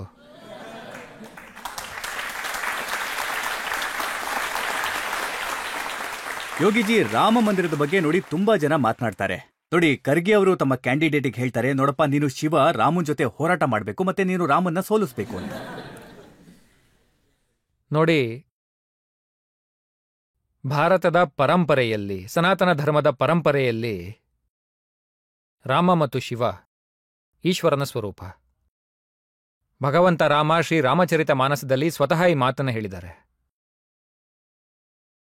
ಒಬ್ಬ ಶಿವದ್ರೋಹಿ ನನ್ನ ಬಳಿ ಬರುವಂಥ ಪ್ರಯತ್ನ ಏನಾದರೂ ಮಾಡಿದ್ರೆ, ಎಷ್ಟೇ ಪ್ರಯತ್ನ ಪಟ್ರು ಅವರಿಗೆ ಕನ್ಸಲ್ಲೂ ಸಹ ನಾನು ಕೃಪೆ ತೋರಿಸೋದಿಲ್ಲ ಅಂತಾರೆ. ಮತ್ತು ಲಂಕೆಯಲ್ಲಿ ಸೇತುವೆಯನ್ನ ನಿರ್ಮಾಣ ಮಾಡುವಾಗ ಭಗವಂತ ಶ್ರೀರಾಮ ಮೊದಲು ರಾಮೇಶ್ವರಂನಲ್ಲಿ ಭಗವಂತ ಶಿವನ ಉಪಾಸನೆಯನ್ನ ಮಾಡಿದ್ರು. ಇನ್ನು ಹೆಸರನ್ನ ಇಡೋ ಸಂದರ್ಭ ಬಂದಾಗ ಭಗವಂತ ಶ್ರೀರಾಮ ಆ ಜ್ಯೋತಿರ್ಲಿಂಗಕ್ಕೆ ರಾಮೇಶ್ವರ ಅಂತ ಹೆಸರಿಟ್ರು. ರಾಮ ಈಶ್ವರ ಒಂದೇ ಅಂತ. ಆದರೆ ಶಿವನನ್ನ ಕೇಳಿದಾಗ ಭಗವಾನ್ ಶಿವ ಇಲ್ಲ ಇಲ್ಲ ಅಂತಾರೆ. ಯಾವುದು ಈಶ್ವರನ ಹೆಸರೋ ಅದೇ ರಾಮೇಶ್ವರ ಅಂತಾರೆ. ನೋಡಿ, ಒಬ್ಬರು ಇನ್ನೊಬ್ಬರಿಗೆ ಎಷ್ಟು ಗೌರವ ಕೊಡ್ತಾ ಇದ್ದಾರೆ ಅಂತ. ಇದು ಭಾರತದ ಪರಂಪರೆ. ಕಾಂಗ್ರೆಸ್ ಅವರು ಒಡೆದಾಳೋ ನೀತಿನ ಅನುಸರಿಸಿದ್ರು. ಮೊದಲು ಇಡೀ ದೇಶವನ್ನೇ ಇಭಾಗ ಮಾಡಿದ್ರು. ಆಮೇಲೆ ಕ್ಷೇತ್ರ ಮತ್ತು ಭಾಷೆಯ ಆಧಾರದ ಮೇಲೆ ದೇಶವನ್ನ ಒಡೆಯೋದಕ್ಕೆ ನೋಡಿದ್ರು. ಯೋಚನೆ ಮಾಡಿ ನೋಡಿ, 1947ರಲ್ಲಿ ದೇಶದ ವಿಭಜನೆಯನ್ನ ಅವ್ರು ಮಾಡಿದ್ರು. ಆ ಸಮಯದಲ್ಲಿ ಬಾಬಾ ಸಾಹೇಬ್ ಅಂಬೇಡ್ಕರ್ ಅವರಿದ್ರು, ಹಾಗೆ ಇನ್ನಷ್ಟು ಮಹಾನ್ ದೇಶಭಕ್ತರಿದ್ರು. ಅವರೆಲ್ಲ ದೇಶವನ್ನ ಇಬ್ಬಾಗ ಮಾಡಬೇಡಿ ಅಂತ ಹೇಳಿದ್ರು. ಹಾಗೆ ಮಾಡೋದಿದ್ರೆ ಪಾಪ್ಯುಲೇಷನ್ ಚೇಂಜ್ ಮಾಡಿ ಅಂದ್ರು. ಭಾರತದ ಅಸ್ತಿತ್ವವನ್ನ ನಮ್ದೇ ಇರೋರು ಇಲ್ಲಿ ಯಾಕಿರ್ಬೇಕು? ಅವ್ರಿಗೆ ಎಲ್ಲಿಗೆ ಹೋಗ್ಬೇಕು ಅನ್ಸುತ್ತೋ ಅಲ್ಲಿಗೆ ಹೋಗ್ಲಿ ಅಂದ್ರು. ಭಾರತಕ್ಕೆ ಯಾಕೆ ಅವ್ರು ಹೊರೆಯಾಗಿರ್ಬೇಕು ಹೇಳಿ? ಹೆಚ್ಚಿನ ಪ್ರದೇಶವನ್ನ ಅವ್ರಿಗೆ ಬಿಟ್ಕೊಡ್ಲಾಯ್ತು, ಆದ್ರೆ ಜನ ಕಡಿಮೆ ಹೋದ್ರು. ಹೆಚ್ಚಿನ ಪ್ರದೇಶ ಸಿಕ್ಕದ ಮೇಲೂ ಮತ್ತೆ ಭಾರತದ ಅತಿ ಫಲವತ್ತಾದ ಭೂಮಿ ಅಲ್ಲಿಗೆ ಹೋದ್ಮೇಲೂ ಕೂಡ ಇವತ್ತು ಪಾಕಿಸ್ತಾನದ ಪರಿಸ್ಥಿತಿ ಹೇಗಿದೆ? ಪಾಕಿಸ್ತಾನ ಅಂತ ಕೂಗ್ತಾರಲ್ಲ, ಅವ್ರಿಗೆ ನಾನು ಒಂದೇ ಮಾತು ಹೇಳೋಕೆ ಇಷ್ಟಪಡ್ತೀನಿ. ಇಷ್ಟ ಇದ್ರೆ ಅವರೆಲ್ಲ ಅಲ್ಲಿಗೆ ಹೋಗ್ಲಿ ಬಿಡಿ. ಎಲ್ಲರೂ ಸೇರಿ ಒಟ್ಟಾಗಿ ಅಲ್ಲಿ ಭಿಕ್ಷೆ ಬೇಡ್ಬೋದು. ನೋಡಿ, ಒಂದು ಕಡೆ ಭಾರತ ಇದೆ. 80 ಕೋಟಿ ಜನರಿಗೆ ಪ್ರಧಾನಮಂತ್ರಿ ನರೇಂದ್ರ ಮೋದಿ ಅವರ ನೇತೃತ್ವದಲ್ಲಿ ಫ್ರೀಯಾಗಿ ರೇಷನ್ ಸಿಗುವಂತ ಸೌಲಭ್ಯ ಸಿಗ್ತಾ ಇದೆ. ಇನ್ನೊಂದು ಕಡೆ 23-24 ಕೋಟಿ ಜನಸಂಖ್ಯೆ ಪಾಕಿಸ್ತಾನ. ಭಿಕ್ಷುಕನ ರೀತಿಯಲ್ಲಿ ಪಾತ್ರೆ ಹಿಡ್ಕೊಂಡು ಜಗತ್ತಿನೆಲ್ಲೆಡೆ ಸುತ್ತುತ್ತಾ ಇದೆ. ಯಾರೂ ಭಿಕ್ಷೆ ಕೂಡ ಹಾಕ್ತಾ ಇಲ್ಲ. 1 ಕೆಜಿ ಹಿಟ್ಟಿಗೋಸ್ಕರ ಗಲ್ಲಿಯಲ್ಲಿ ಹೇಗೆ ಗಲಾಟೆ ಆಗ್ತಾ ಇದೆ ನೀವು ಸಹ ನೋಡಿರಬಹುದು. ಒಂದು ತುಂಡು ರೊಟ್ಟಿಯನ್ನ ಎಸೆದ್ರೆ ನಾಯಿಗಳು ಹೇಗೆ ಬಂದು ಅದಕ್ಕೆ ಮುತ್ತಿಗೆನ ಹಾಕತ್ವೋ ಅದೇ ರೀತಿ ಪಾಕಿಸ್ತಾನದಲ್ಲಿ ಮನುಷ್ಯರು ಅದೇ ರೀತಿ ಮಾಡ್ತಾ ಇರೋದನ್ನ ನೀವು ನೋಡಬಹುದು. ಪಾಕಿಸ್ತಾನದ ಪರಿಸ್ಥಿತಿ ಇವತ್ತು ಹಾಗಿದೆ. ಅದೇನಾದ್ರೂ ಭಾರತದ ಭಾಗ ಆಗಿದ್ರೆ ಭಾರತದಂತೆನೆ ಅದು ಕೂಡ ಅಭಿವೃದ್ಧಿ ಆಗ್ತಿತ್ತು. ನೋಡಿ, ಪಾಕಿಸ್ತಾನದ ಜನಸಂಖ್ಯೆ ಎಷ್ಟಿದೆಯೋ ಅದಕ್ಕಿಂತ ಜಾಸ್ತಿ ಭಾರತದಲ್ಲಿ ಬಡವರನ್ನ ಮೋದಿ ಅವರು ಬಡತನದ ರೇಖೆಯಿಂದ ಮೇಲೆತ್ತಿ ಅವರಿಗೆ ಒಂದು ಒಳ್ಳೆ ಜೀವನ ಕಟ್ಕೊಡುವಂತ ಪ್ರಯತ್ನ ಮಾಡಿದ್ದಾರೆ. ಅವರ ಆರೋಗ್ಯ ಸುಧಾರಿಸಿದೆ. ಅದರಲ್ಲಿ ಎಷ್ಟು ಸಫಲರಾಗಿದ್ದಾರೆ ನೋಡಿ. ಪಾಕಿಸ್ತಾನದ ಪರ ಧ್ವನಿ ಎತ್ತೋರ್ಗೆ ನಾಚಿಕೆ ಆಗ್ಬೇಕು. ನೋಡಿ, ಪಾಕಿಸ್ತಾನದ ಫಾರ್ಮರ್ ಮಿನಿಸ್ಟರ್ ಇದ್ದಾರಲ್ಲ ಫವಾದ್ ಚೌಧರಿ, ಅವ್ರು ಹೇಳ್ತಾರೆ ರಾಹುಲ್ ಆನ್ ಫೈರ್. ರಾಹುಲ್ಗೆ ಮತ ಹಾಕ್ಬೇಕು ಅಂತಾರೆ. ಹಾಗಿದ್ರೆ ಅವರು ಅಲ್ಲೇ ನಿಂತ್ಕೋಬೇಕಾಗತ್ತೆ. ಇಲ್ಲಂತೂ ಅವ್ರಿಗೆ ಯಾರು ಸಪೋರ್ಟ್ ಮಾಡಲ್ಲ. ರಾಹುಲ್ ಗಾಂಧಿಯಿಂದ ಏನ್ ತಾನೇ ಅಪೇಕ್ಷೆ ಪಡ್ತೀರಾ? ಇಷ್ಟೆಲ್ಲ ಆದ್ಮೇಲೂ ಕೂಡ ಇವರು ರಾಮ ಮಂದಿರದ ವಿರೋಧ ಮಾಡ್ತಾರೆ. ಭಾರತದ ಭಾಗಗಳಾದ ಬಡವರು, ಬಲ್ಲಿದರು, ಹಳ್ಳಿಗಳು, ಹೆಂಗಸರು, ಯುವಕರು, ದಲಿತರು ಎಲ್ಲ ವರ್ಗದ ಜನರನ್ನ ಇವರು ಹಿಂದುಳಿದವರಿಗೆ, ಬಡವರಿಗೆ ಸಿಗಬೇಕಾದಂತಹ ಸೌಲಭ್ಯಗಳನ್ನ ಕಿತ್ತು ಮುಸಲ್ಮಾನರಿಗೆ ಕೊಡಬೇಕು ಅನ್ಕೊಂಡು, ಹಾಗೆ ಭಾರತದ ಚುಕ್ಕಾಣಿಯನ್ನು ಹಿಡಿಬೇಕು ಅಂತ ಆಸೆ ಪಟ್ರೆ ಇವ್ರಿಗೆ ಫಯಾಜ್ ಚೌಧರಿ ಅಂತ ಜನರೇ ಸಪೋರ್ಟ್ ಮಾಡಬೇಕೇ ಹೊರತು ಭಾರತದ ಸಭ್ಯ ಸಮಾಜ ಹಾಗೂ ಭಾರತದ ಯಾವ ವ್ಯಕ್ತಿ ಕೂಡ ಇವರ ಸಮರ್ಥನೆಯನ್ನ ಮಾಡೋದಿಲ್ಲ. ನೋಡಿ, ಇತ್ತೀಚೆಗೆ ಮಣಿಶಂಕರ್ ಅಯ್ಯರ್ ಅವರು ಅವರ ಬೆಂಬಲಕ್ಕೆ ಬಂದಿದ್ದಾರೆ. ಅವ್ರು ಹೇಳ್ತಾರೆ, ನೋಡಿ, ಪಾಕಿಸ್ತಾನಕ್ಕೆ ನಾವು ಗೌರವ ಕೊಡಬೇಕು, ಯಾಕಂದ್ರೆ ಅವ್ರ ಹತ್ರ ಆಟಮ್ ಬಾಂಬ್ ಇದೆ. ಹಾಗಾಗಿ ಭಾರತ ಅವ್ರಿಗೆ ಹೆದರ್ಕೊಂಡಿರ್ಬೇಕು. ಹಾಗಿದ್ರೆ ನಮ್ಮಲ್ಲಿರೋ ಅಟಮ್ ಬಾಂಬ್ ಏನಿದೆ ಅದನ್ನ ಫ್ರಿಡ್ಜಲ್ಲಿ ಇರೋದಕ್ಕೋಸ್ಕರ ಮಾಡಿರೋದ? ಆ ಥರ ಅಲ್ಲ. ಇದು ಹೊಸ ಭಾರತ. ಅವರು ಕಾಂಗ್ರೆಸ್ನ ಮಣಿ ಆಗಿರ್ಬೋದು, ಭಾರತದ ಮಣಿ ಆಗೋಕ್ ಸಾಧ್ಯ ಇಲ್ಲ. ಇದು ಹೊಸ ಭಾರತ. ಹೊಸ ಭಾರತ ಯಾರನ್ನು ಕೆಣಕಲ್ಲ, ಆದ್ರೆ ಕೆಣಕಿದ್ರೆ ಸುಮ್ಮನೆ ಅಂತೂ ಬಿಡೋದಿಲ್ಲ. ಅವರ ಮನೆಯೊಳಗೆ ನುಗ್ಗಿ ಅವ್ರಿಗೆ ಉತ್ತರ ಕೊಡುತ್ತೆ. ಮತ್ತೆ ಇದನ್ನ ಭಾರತ ಆಗ್ಲೇ ಮಾಡಿ ತೋರಿಸಿದೆ. ಮತ್ತೆ ಇದೇ ಕಾರಣಕ್ಕೆ ನೋಡಿ, ಮುಂಚೆ ಆತಂಕವಾದಿಗಳ ದಾಳಿ ಎಲ್ಲ ಕಡೆ ಆಗ್ತಾ ಇತ್ತು. ಡೆಲ್ಲಿನಲ್ಲಾಯ್ತು, ಅಯೋಧ್ಯೆಯಲ್ಲಾಯ್ತು, ಕಾಶಿನಲ್ಲಾಯ್ತು, ಲಕ್ನೌ, ವಾರಣಾಸಿ, ಲಕ್ನೌ ನೋಡಿ, ಅಯೋಧ್ಯೆಯ ಕಚೇರಿ ಮೇಲಾಯ್ತು, ಗೋರಖ್ಪುರದಲ್ಲೂ ಕೂಡ ಆಯ್ತು, ಮುಂಬೈಯಲ್ಲಿ ಕೂಡ ವಿಸ್ಫೋಟ ಆಯ್ತು, ದೇಶದ ಸಂಸತ್ತಿನ ಮೇಲೆ ದಾಳಿ ಆಯ್ತು. ಬೇರೆ ಬೇರೆ ಸಮಯದಲ್ಲಿ ಎಲ್ಲ ಘಟನೆಗಳು ನಡೆದಿದ್ವು. ನೀವು ಕಳೆದ 10 ವರ್ಷಗಳನ್ನ ಗಮನಿಸಿ ನೋಡಿದ್ರೆ ಆಂತರಿಕ ಸುರಕ್ಷತೆಯ ಒಂದು ಭದ್ರ ವಾತಾವರಣ ನಿರ್ಮಾಣ ಆಗಿದೆ ದೇಶದಲ್ಲಿ. ನಕ್ಸಲವಾದ ಕೊನೆಯಾಗಿದೆ. ಮತ್ತೆ ಈಗ ಪಟಾಕಿ ಕೂಡ ಸ್ವಲ್ಪ ಜೋರಾಗಿ ಶಬ್ದ ಮಾಡಿದ್ರು ಪಾಕಿಸ್ತಾನ ಮೊದಲು ಹೇಳಿಕೆ ಕೊಡುತ್ತೆ, ಇದರಲ್ಲಿ ನನ್ನ ಪಾತ್ರ ಏನೂ ಇಲ್ಲ, ನನ್ನ ಬಿಟ್ಕೊಡಿ ಅಂತ. ಇಂಥ ಪರಿಸ್ಥಿತಿ ನಿರ್ಮಾಣ ಆಗಿದೆ. ಇದು ಹೊಸ ಭಾರತ. ಇದು ಈಗ ದೇಶದ ತಾಕತ್ತು. ಇದರಿಂದಾಗಿ ಪ್ರತಿಯೊಬ್ಬ ಭಾರತೀಯ ಹೆಮ್ಮೆ ಪಡೋ ಹಾಗಾಗಿದೆ. ಆದ್ರೆ ಕಾಂಗ್ರೆಸ್ ಸಮಯದಲ್ಲಿ ಹೀಗಿರ್ಲಿಲ್ಲ. ಅವರು ಬರೀ ಗಡಿ ಆಚೆಗಿನ ಭಯೋತ್ಪಾದನೆ ಅಂತ ಹೇಳ್ತಿದ್ರು. ಅದು ಬಿಟ್ಟು ಇನ್ನೊಂದು ಮಾತಾಡ್ತಿರ್ಲಿಲ್ಲ ಅವರು. ನಾನು ಕೂಡ 2004ರಿಂದ 2014 ತನಕ ಸಂಸತ್ನಲ್ಲಿ ಸಂಸದನಾಗಿದ್ದೆ. ನಾನು ತುಂಬಾ ಹತ್ತಿರದಿಂದ ಕೂಡ ನೋಡಿದ್ದೀನಿ. ಕಾಶ್ಮೀರದಲ್ಲಿ ಸಾಮೂಹಿಕ ನರಹತ್ಯೆ ಆಗ್ತಾ ಇತ್ತು. ಅಯೋಧ್ಯೆಯಲ್ಲಿ, ಕಾಶಿಯಲ್ಲಿ, ಯಾವುದೇ ಜಾಗದಲ್ಲಿ ದಾಳಿ ಆಗಿದ್ರು. ಟ್ರೈನ್ ಮೇಲೆ ದಾಳಿ ಆಗ್ತಿತ್ತು. ಸಂಸತ್ನಲ್ಲಿ ಯಾವಾಗ್ಲೂ ಇದ್ರ ಬಗ್ಗೆ ಚರ್ಚೆ ಮಾಡಿದ್ರು. ಒಂದೇ ಮಾತು ಕೇಳ್ಬರ್ತಾ ಇತ್ತು, ಇದು ಗಡಿ ಆಚೆಗಿನ ಭಯೋತ್ಪಾದನೆ ಅಂತ. ಗಡಿ ಆಚೆ ಆಗಿದ್ರು ಕೂಡ ನೀವು ಏನಾದ್ರೂ ಮಾಡ್ಬೇಕಲ್ವಾ? ಧೈರ್ಯನೇ ಇರಲಿಲ್ಲ. ಗಡಿ ಆಚೆಗೆ ಅಂತ ಹೇಳಿ ಸುಮ್ಮನಾಗೋರು. ಇವತ್ತು ಭಾರತ ತಾನಾಗೆ ಎಲ್ಲದನ್ನು ಕೂಡ ಎದುರಿಸಿ ನಿಲ್ಲುತ್ತೆ. ಈ ತಾಕತ್ತು ಭಾರತಕ್ಕೆ ಬಂದಿದೆ. ಮತ್ತೆ ಈ ಧೈರ್ಯವನ್ನ ಮೋದಿಜಿಯವರ ನೇತೃತ್ವದಲ್ಲಿ ಭಾರತ ಇಂದು ತೋರಿಸಿದೆ. ಇದರ ಬಗ್ಗೆ ಪ್ರತಿಯೊಬ್ಬ ಭಾರತೀಯನಿಗೂ ಕೂಡ ಹೆಮ್ಮೆ ಇದೆ. ಮೋದಿಜಿಯವರ ನೇತೃತ್ವದಲ್ಲಿ ಹೊಸ ಭಾರತ ಶ್ರೇಷ್ಠ ಭಾರತವೂ ಆಗಿದೆ. ಭಾರತಕ್ಕೆ ಎಲ್ಲ ಕಡೆ ಗೌರವ ಸಿಗ್ತಿದೆ. ಭಾರತದ ಗಡಿಗಳ ಸುರಕ್ಷತೆ ಕೂಡ ಹೆಚ್ಚಿದೆ. ಭಾರತದ ಆಂತರಿಕ ಭದ್ರತೆ ಕೂಡ ಈಗ ಸಾಕಷ್ಟು ಸುಧಾರಿಸಿದೆ. ಹಾಗೂ ಭಾರತದ ಒಳಗೆ ಸಾಕಷ್ಟು ಅಭಿವೃದ್ಧಿ ಕಾರ್ಯಗಳು ಕೂಡ ನಡೀತಾ ಇದೆ. ನೀವು ನೋಡಿರಬಹುದು, IIT, IIM, ಏಮ್ಸ್ನ ಸಂಖ್ಯೆ 2014 ತನಕ 7 ಇತ್ತು. 7ರಲ್ಲಿ 6 ಅಟಲ್ಜಿಯವರೇ ಮಾಡಿದ್ದು. 7ರಲ್ಲಿ 6 ಅಟಲ್ಜಿಯವರೇ ಮಾಡಿದ್ದು. ಇವತ್ತು ಅವೆಲ್ಲದರ ಸಂಖ್ಯೆ 26 ಆಗಿದೆ. ಇದನ್ನ ಮೋದಿಯವರು ಮಾಡಿ ತೋರಿಸಿದ್ದು. ಮೆಟ್ರೋ 5 ನಗರದಲ್ಲಿ ಮಾತ್ರ ಇತ್ತು. ಇವತ್ತು ಆ ಸೌಲಭ್ಯ ಎಲ್ಲ ನಗರಗಳಲ್ಲೂ ಇದೆ. ಈಸ್ ಆಫ್ ಲಿವಿಂಗ್, ಇದೆಲ್ಲ ಹೇಗೆ ಸಾಧ್ಯ ಆಯಿತು ಅಂತ ಹೇಳಿ. ಹಾಗೆ ನೋಡಿ, ಏರ್ಪೋರ್ಟ್ ಕಾಂಗ್ರೆಸ್ನ ಸಮಯದಲ್ಲಿ ಅಂದ್ರೆ ಸ್ವಾತಂತ್ರ್ಯ ಪೂರ್ವದಿಂದ 2014 ತನಕ 74 ಇತ್ತು. ಇವತ್ತು ಅದರ ಸಂಖ್ಯೆ 152 ಆಗಿದೆ. ಇದೇ ರೀತಿ IIT, IIM, IIIT, ಒಂದು ಜಿಲ್ಲೆಗೆ ಒಂದು ಮೆಡಿಕಲ್ ಕಾಲೇಜ್ ಎಲ್ಲ ಕೂಡ ಜಾಸ್ತಿ ಆಗಿದೆ. ಇನ್ನು ಬಡವರ ಕಲ್ಯಾಣದ ಯೋಜನೆ ಬಗ್ಗೆ ಲೆಕ್ಕನೇ ಇಲ್ಲ. ಈ ಎಲ್ಲ ಕಾರ್ಯಗಳು ಕೇವಲ 10 ವರ್ಷದಲ್ಲಿ ಮೋದಿಜಿಯವರ ನೇತೃತ್ವದಲ್ಲಿ ಆಗಿರುವಂತಹದ್ದು. ಈ ಎಲ್ಲ ಕಾರ್ಯಗಳು ನಮ್ಗೆ ಏನ್ ಹೇಳುತ್ತೆ ಅಂದ್ರೆ, ಇಲ್ಲಿ ಸುರಕ್ಷತೆನೂ ಇದೆ, ಗೌರವ ಸಿಗ್ತಾ ಇದೆ, ಅಭಿವೃದ್ಧಿ ಇದೆ, ಬಡವರ ಕಲ್ಯಾಣನೂ ಆಗ್ತಿದೆ. ಮತ್ತೆ ಈ ಅಭಿವೃದ್ಧಿಯಲ್ಲಿ ಎಲ್ಲ ಜನರನ್ನು ಒಟ್ಟಿಗೆ ಕರ್ಕೊಂಡು ಹೋಗಲಾಗ್ತಾ ಇದೆ. ಸೇವೆ ಅಂದ್ರೆ ಇದೆ ಅಲ್ವಾ? ನೋಡಿ, ನಮ್ಗೆ ಅಕ್ಬರ್ಪುರ್ ಅಂತ ಕರೆಯೋದಿಕ್ಕೆ ಸಂಕೋಚ ಆಗ್ತಾ ಇದೆ. ನನಗನ್ಸುತ್ತೆ ಈ ಅಕ್ಬರ್ಪುರ್ ಅನ್ನೋ ಹೆಸರಿಗೆ ನಾವು ಮಹಾರಾಣಾ ಪ್ರತಾಪ್ ನಗರ ಅಂತ ಕೂಡ ಕರಿಬೋದಲ್ವಾ? ನನಗೆ ಹಾಗನ್ಸುತ್ತೆ. ಔರಂಗಾಬಾದ್ನ ಹೆಸರನ್ನ ಸಂಭಾಲ್ಪುರ್ ಅಂತ ಯಾಕಿಡಬಾರ್ದು ಅಂತ ಅನ್ಸುತ್ತೆ. ಮತ್ತೆ ದೇಶ ಹೀಗಿರೋದಿಕ್ಕೆ ಸಂಭಾಲ್ಜಿ ಮಹಾರಾಜವರು ಕಾರಣ ಅಲ್ವಾ? ಛತ್ರಪತಿ ಶಿವಾಜಿ ಮಹಾರಾಜರು, ಮಹಾರಾಣಾ ಪ್ರತಾಪ ಅವರು, ಗುರು ಗೋವಿಂದ ಮಹಾರಾಜರು ಕಾರಣ ಅಲ್ವಾ? ನಮ್ಮ ನಂಟು ಯಾವುದೋ ಅಕ್ಬರ ಔರಂಗಜೇಬನ ಜೊತೆ ಇಲ್ಲ. ಆ ನಂಟು ವಿದೇಶದಲ್ಲಿ ಓದಿ ಬಂದವ್ರಿಗಿರ್ಬೋದು, ಆದ್ರೆ ನಮಗಿಲ್ಲ. ನಮಗೆ ಅದರ ಅವಶ್ಯಕತೆ ಕೂಡ ಇಲ್ಲ. ಆದ್ರೆ ಯೋಗಿಜಿ, ನಾವು ಇಡೀ ಕ್ಯಾಂಪೇನ್ನ ನೋಡಿದಾಗ ಅದು ರಾಹುಲ್ ಗಾಂಧಿಯವರ ಭಾಷಣ ಇರ್ಬೋದು, ಪ್ರಿಯಾಂಕಾ ಗಾಂಧಿಯವರ ಭಾಷಣ ಇರ್ಬೋದು, ಖರ್ಗೆ ಅವರದ್ದಿರ್ಬೋದು, ಅಖಿಲೇಶ್ ಯಾದವ್ ಆಗಿರ್ಬೋದು, ಶರದ್ ಪವಾರ್ ಆಗಿರ್ಬೋದು, ಅಥವಾ ಆಮ್ ಆದ್ಮಿ ಪಕ್ಷದ ನಾಯಕರಿರ್ಬೋದು, ಎಲ್ಲರೂ ಒಂದೇ ರೀತಿಯಲ್ಲಿ ಮಾತಾಡ್ತಾರೆ. ಒಂದು ವೇಳೆ ಮೋದಿಯವರು 3ನೇ ಬಾರಿ ಪ್ರಧಾನಮಂತ್ರಿ ಆದ್ರೆ ಅವರು ಸಂವಿಧಾನವನ್ನ ರದ್ದು ಮಾಡಿಬಿಡ್ತಾರೆ, ಮೀಸಲಾತಿನ ರದ್ದು ಮಾಡಿಬಿಡ್ತಾರೆ. ಈ ದೇಶದಲ್ಲಿ ಮತ್ತೆ ಎಲೆಕ್ಷನ್ ನಡೆಯೋದಿಲ್ಲ. ನೋಡಿ, ಮೊದಲನೇ ವಿಷಯ ಏನು ಅಂದ್ರೆ, ಒಂದು ವೇಳೆ ಅಲ್ಲ, 4ನೇ ಜೂನ್ಗೆ ಫಲಿತಾಂಶ ಬಂದಾಗ ಮೋದಿಜಿಯವರೇ ಪ್ರಧಾನಮಂತ್ರಿ ಆಗ್ತಾರೆ. ಅದು ಖಂಡಿತ.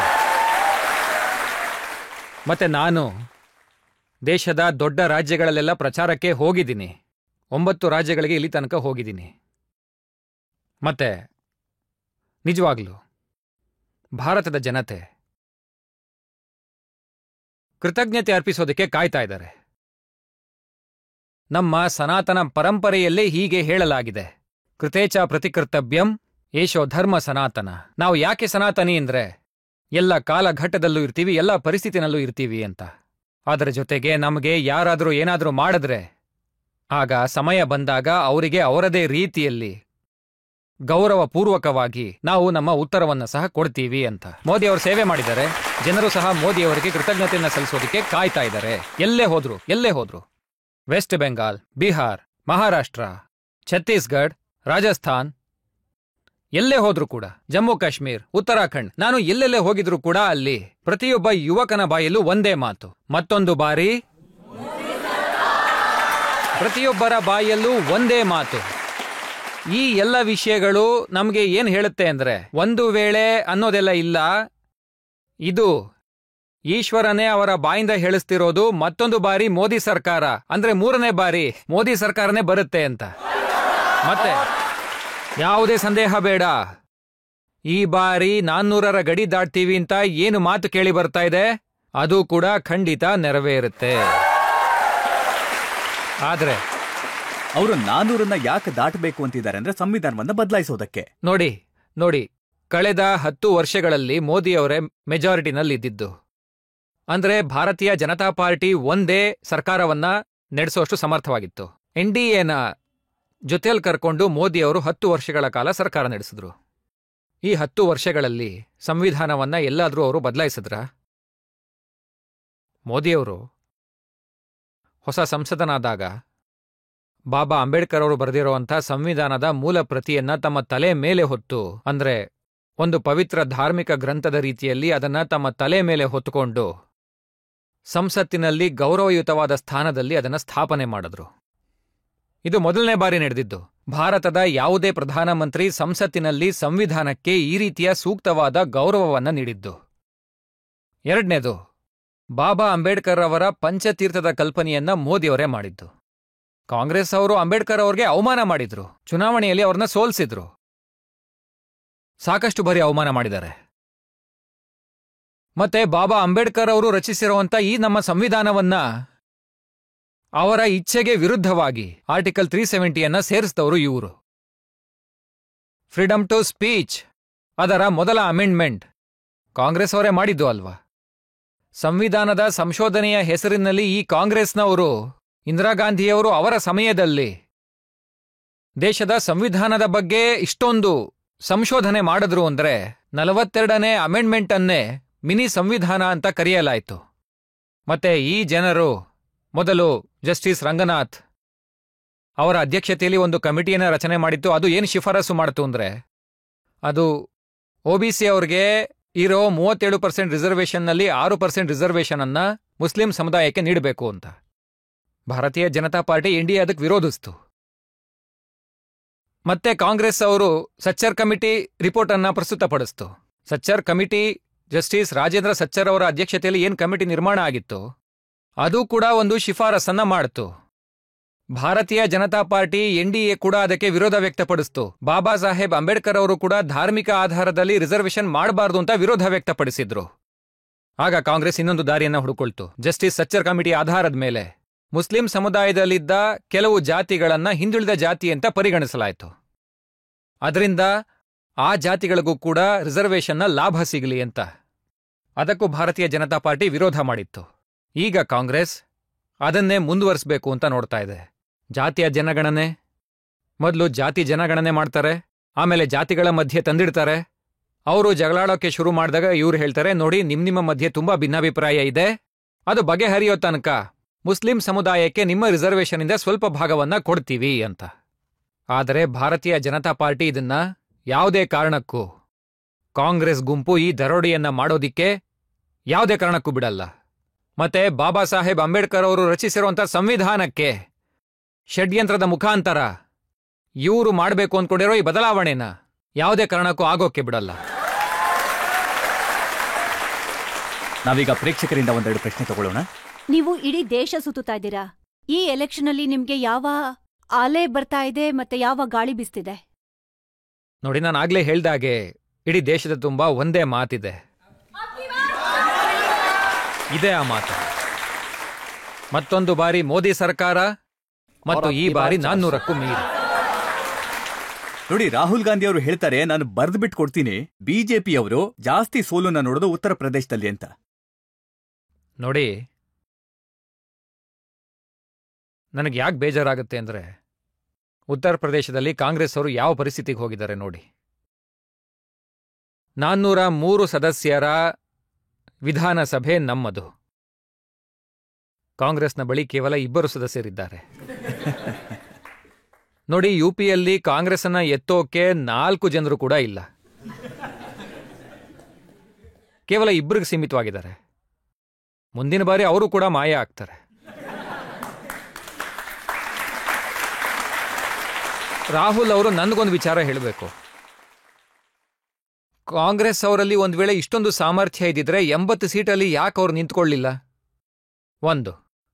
ಎರಡನೇದು, ಅವರು ಯಾಕೆ ಅಮೇಥಿ ಬಿಟ್ಟು ವೈನಾಡಿಗೆ ಓಡೋದ್ರು?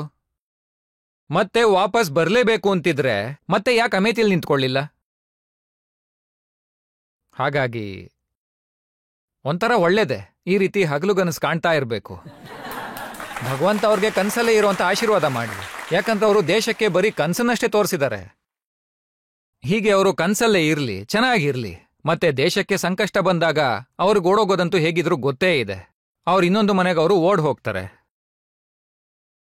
ಅಂದ್ರೆ ನೋಡಿ, ಇವರು ಅವರೇ ಅಲ್ವಾ, ಬೇಲಿನೇ ಎದ್ದು ಹೊಲ ಮೇಯ್ತು ಅಂತಾರಲ್ಲ, ಆ ರೀತಿ ಅವರು ಇವರು. ನಿಮ್ಗೂ ಕೂಡ ಇದೇ ಸರಿ ಅನ್ಸುತ್ತೆ. 4ನೇ ಜೂನ್ ಆದ್ಮೇಲೆ ಅವ್ರ ಕಡೆ ಪ್ರಶ್ನೆ ಕೇಳೋಕ್ಕೂ ಕೂಡ ಯಾರೂ ಇರೋದಿಲ್ಲ. ನೀವು ಹೇಳ್ತಾ ಇದ್ರಿ 2 ಹುಡುಗರು ಸೈಕಲ್ನಲ್ಲಿ ಓಡಾಡ್ತಾ ಇದ್ದಾರೆ ಅಂತ, ಅವ್ರಿಗೇನು ಸಿಗಲ್ವಾ? ನೋಡಿ, ಇವರ ಈ ಸ್ನೇಹ ಏನಿದೆ, ಅಧಿಕಾರಕ್ಕೆ ಬಂದ್ರೆ ಒಟ್ಟಿಗೆ ಲೂಟಿ ಮಾಡೋಣ, ಸೋತ್ರೆ ಒಟ್ಟಿಗೆ ಹೋಗೋಣ. ಮತ್ತೆ ಯುಪಿಗಿದ್ ಗೊತ್ತಿದೆ, ಉತ್ತರ ಪ್ರದೇಶಕ್ಕಿದ್ ಗೊತ್ತಿದೆ, ಇವ್ರಿಗೆ ಲೂಟಿ ಮಾಡೋಕೆ ಮತ್ತೆ ಅವಕಾಶ ಕೊಡಬಾರ್ದು ಅನ್ನೋದು. ಇವರ ದರೋಡೆ ಮಾಡೋ ನೀತಿ ಮತ್ತೆ ಯುಪಿಗೆ ಬೇಡವಾಗಿದೆ.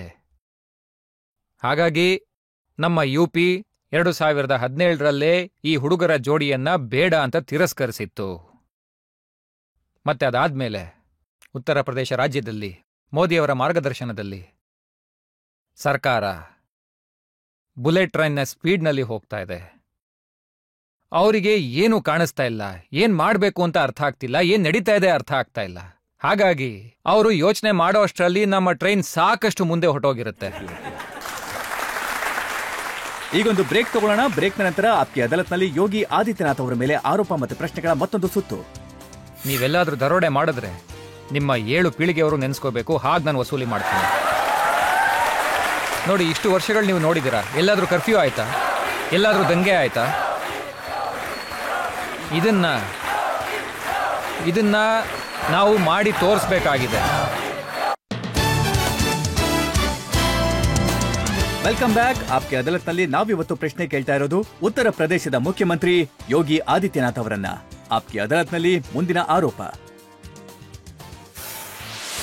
ಆಪ್ಕಿ ಅದಾಲತ್ನಲ್ಲಿ ಉತ್ತರ ಪ್ರದೇಶದ ಮುಖ್ಯಮಂತ್ರಿ ಯೋಗಿ ಆದಿತ್ಯನಾಥ್ ಅವರ ಮೇಲಿರುವ ಆರೋಪವೆಂದರೆ ಇವರು ಮುಸಲ್ಮಾನರನ್ನು ಹೆದರಿಸುತ್ತಾರೆ ಎಂಬುದು. ಈಗ ಯೋಗಿಜಿ ಬಿಜೆಪಿ ಜನರನ್ನ ನೋಡಿ ನಿಮ್ಮಿಂದ ಸ್ಫೂರ್ತಿ ಪಡ್ಕೊಂಡಂತ ನವನೀತ್ ರಾಣಾ ಹೈದರಾಬಾದ್ನಲ್ಲಿ ನಿಂತು ಓವೈಸಿ ಬ್ರದರ್ಸ್ಗೆ ಹೇಳ್ತಾರೆ 15 ಸೆಕೆಂಡ್ಗಳನ್ನ ಕೊಡಿ. ನಾನು ಅವ್ರಿಗೆ 15 ನಿಮಿಷ ಯಾಕೆ ಕೇಳಿದ್ರಿ, 15 ಸೆಕೆಂಡ್ ಕೇಳಿದ್ರೆ ಕೆಲಸ ಆಗೋಗೋದಲ್ಲ ಅಂತ ಹೇಳಿದೆ. ನೋಡಿ, ಒಂದು ಹೇಳಿಕೆನೇ ಇದೆ, ದಡ್ಡನಿಗೆ ದೊಣ್ಣೆ ಪೆಟ್ಟು ಅಂತ. ಹಾಗಾಗಿ ಇದನ್ನ ಯಾವ ಭಾಷೆಯಲ್ಲಿ ಅರ್ಥ ಮಾಡ್ಕೋತಾರೋ ಅದರಲ್ಲೇ ಹೇಳೋ ಅಂತ ಅವಶ್ಯಕತೆ ಇತ್ತು. ಮತ್ತೆ ಏನ್ ಹೇಳಿದಾರೋ ನನಗನ್ಸೋ ಪ್ರಕಾರ ಅದರ ಅವಶ್ಯಕತೆ ಇತ್ತು. ಆ ಥರ ವ್ಯಕ್ತಿಗಳಿಗೆ ಹಾಗೆ ಡೋಸ್ ಕೊಡ್ಬೇಕು. ನೋಡಿ, ಈಗ ಓವೈಸಿ ಅವರು ಹೇಳ್ತಾರೆ ಚಿಕ್ಕವ್ರಿಗೆ ತೊಂದರೆ ಕೊಡಬೇಡಿ, ಚಿಕ್ಕವ್ರನ್ನ ಚೇಡ್ಸಿದ್ರೆ ಅವ್ರು ಒಂದ್ ರೀತಿ ಕೋವಿ ಇದ್ದ ಹಾಗೆ ನಿಮ್ಮನ್ನ T20 ಮಾಡ್ಬಿಡ್ತಾರೆ. ಇವ್ರದ್ದು ಫ್ಯೂಸೇ ಹೊರಟೋಗಿದೆ, ಇವ್ರ ಫ್ಯೂಸ್ ಆಗ್ಲೇ ಹೊರಟೋಗಿದೆ, ಇನ್ನು ಇವ್ರ ಕೈಲಿ ಏನೂ ಸಾಧ್ಯ ಇಲ್ಲ. ಆದ್ರೆ ಯೋಗಿ ಅವರೇ, ಇದು ಸರಿನಾ? ದೇಶದಲ್ಲಿ ಏನು ಮುಸಲ್ಮಾನರ ವರ್ಗ ಇದೆ, ಅವರಿಗೆ ಒಂದು ಕ್ಲಿಯರ್ ಕಟ್ ಆದಂತ ಸಂದೇಶನ ಕೊಡ್ತಾ ಇದ್ದಾರೆ. ಮೌಲಾನಾ ಸಜ್ಜದ್ ನೊಮಾನಿ ತುಂಬಾ ದೊಡ್ಡ ಸ್ಕಾಲರ್, ತುಂಬಾ ದೊಡ್ಡ ಗೌರವ ಇದೆ ಅವ್ರಿಗೆ. ಅವರೊಂದು ಮೀಟಿಂಗ್ ಮಾಡ್ತಾರೆ ಮತ್ತೆ ಹೇಳ್ತಾರೆ, ನಾವೆಲ್ಲರೂ ಕೂಡ ನಮ್ ಎಲ್ಲರ ಓಟನ್ನ ಕೊಡ್ಬೇಕು ಮೋದಿನ ಸೋಲ್ಸೋದಕ್ಕೆ.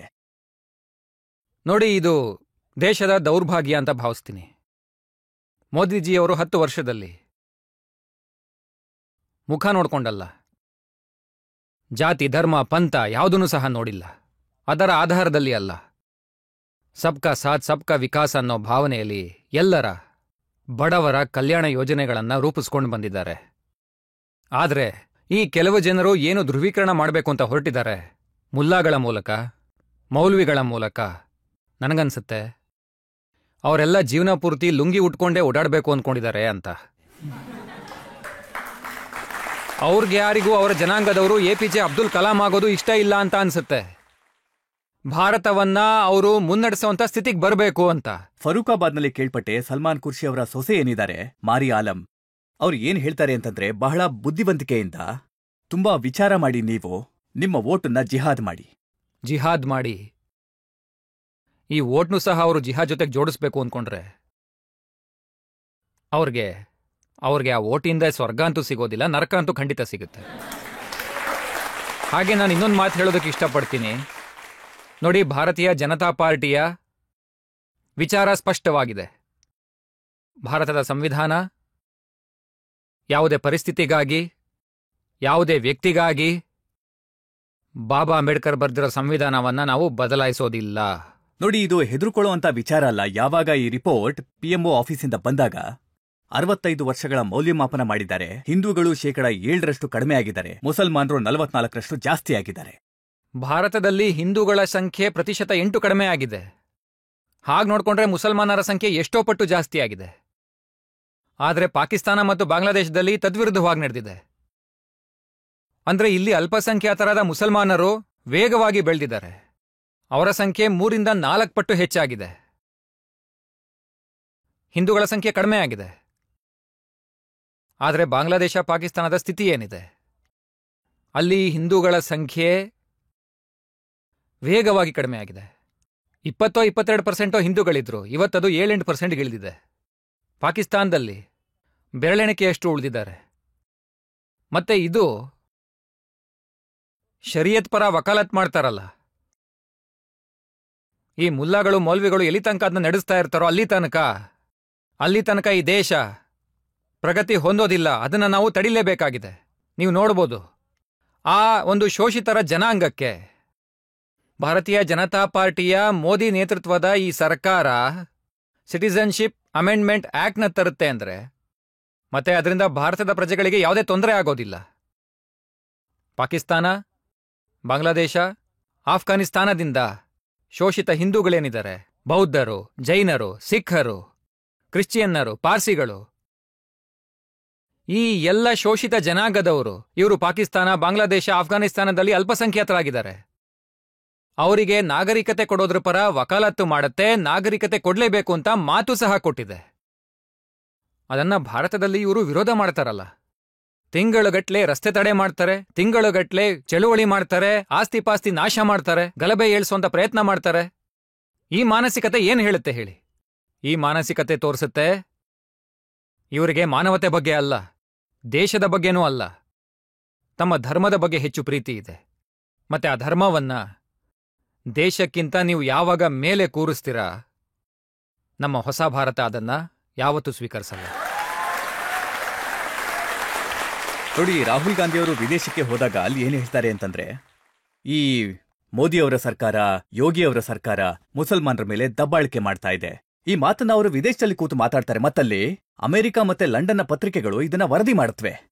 2010ರಲ್ಲಿ ನಿಮ್ಗೆ ನೆನಪಿರ್ಬೋದು, ಯಾವಾಗ ರಾಹುಲ್ ಗಾಂಧಿ ವಿದೇಶ ಯಾತ್ರೆ ಮಾಡ್ತಾ ಇದ್ರು, ಅಲ್ಲಿ ಅವ್ರು ಹೇಳಿದ್ರು, ನೋಡಿ ನಮಗೆ ISIಯಿಂದ ಯಾವುದೇ ಭಯ ಇಲ್ಲ, ನಮಗೆ ಆತಂಕವಾದಿ ಸಂಘಟನೆಯಿಂದ ಭಯ ಇಲ್ಲ, ನಮಗೆ ಭಾರತದ ಒಳಗೆ ಹಿಂದೂಗಳಿಂದ ಭಯ ಇದೆ ಅಂತ. ನೋಡಿ, ನಿಮಗೆ ಹಿಂದೂಗಳನ್ನು ಕಂಡ್ರೆ ಭಯ ಇದ್ರೆ ಮತ್ತೆ ಅವರನ್ನ ಆತಂಕವಾದಿಗಳು ಅಂತ ಈ ಸರ್ಕಾರನೇ ಹೇಳಿದ್ದು. ಮತ್ತೆ ಹಿಂದೂಗಳಿಂದ ಓಟ್ ಯಾಕೆ ಕೇಳ್ತಾ ಇದ್ದೀರಾ ನೀವು? ಅವರಿಂದ ದೂರ ಇರಬೇಕಲ್ವ ನೀವು? ಅದು ಅಲ್ಲದೆ ಅವರು ಆಕ್ಸಿಡೆಂಟಲ್ ಹಿಂದೂ ತಾನೆ.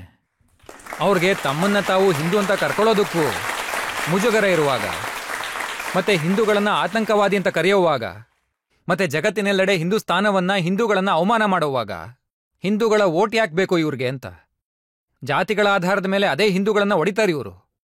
ಈ ದ್ವಂದ್ವ ನೀತಿ, ಈ 2 ನಾಲ್ಗೆ ನೀತಿ ಹಿಂದೂಗಳು ಯಾವತ್ತೂ ಸ್ವೀಕರಿಸೋದಿಲ್ಲ. ಪ್ರೇಕ್ಷಕರಿಂದ ಒಂದೆರಡು ಪ್ರಶ್ನೆಗಳನ್ನ ತಗೊಳ್ಳೋಣ.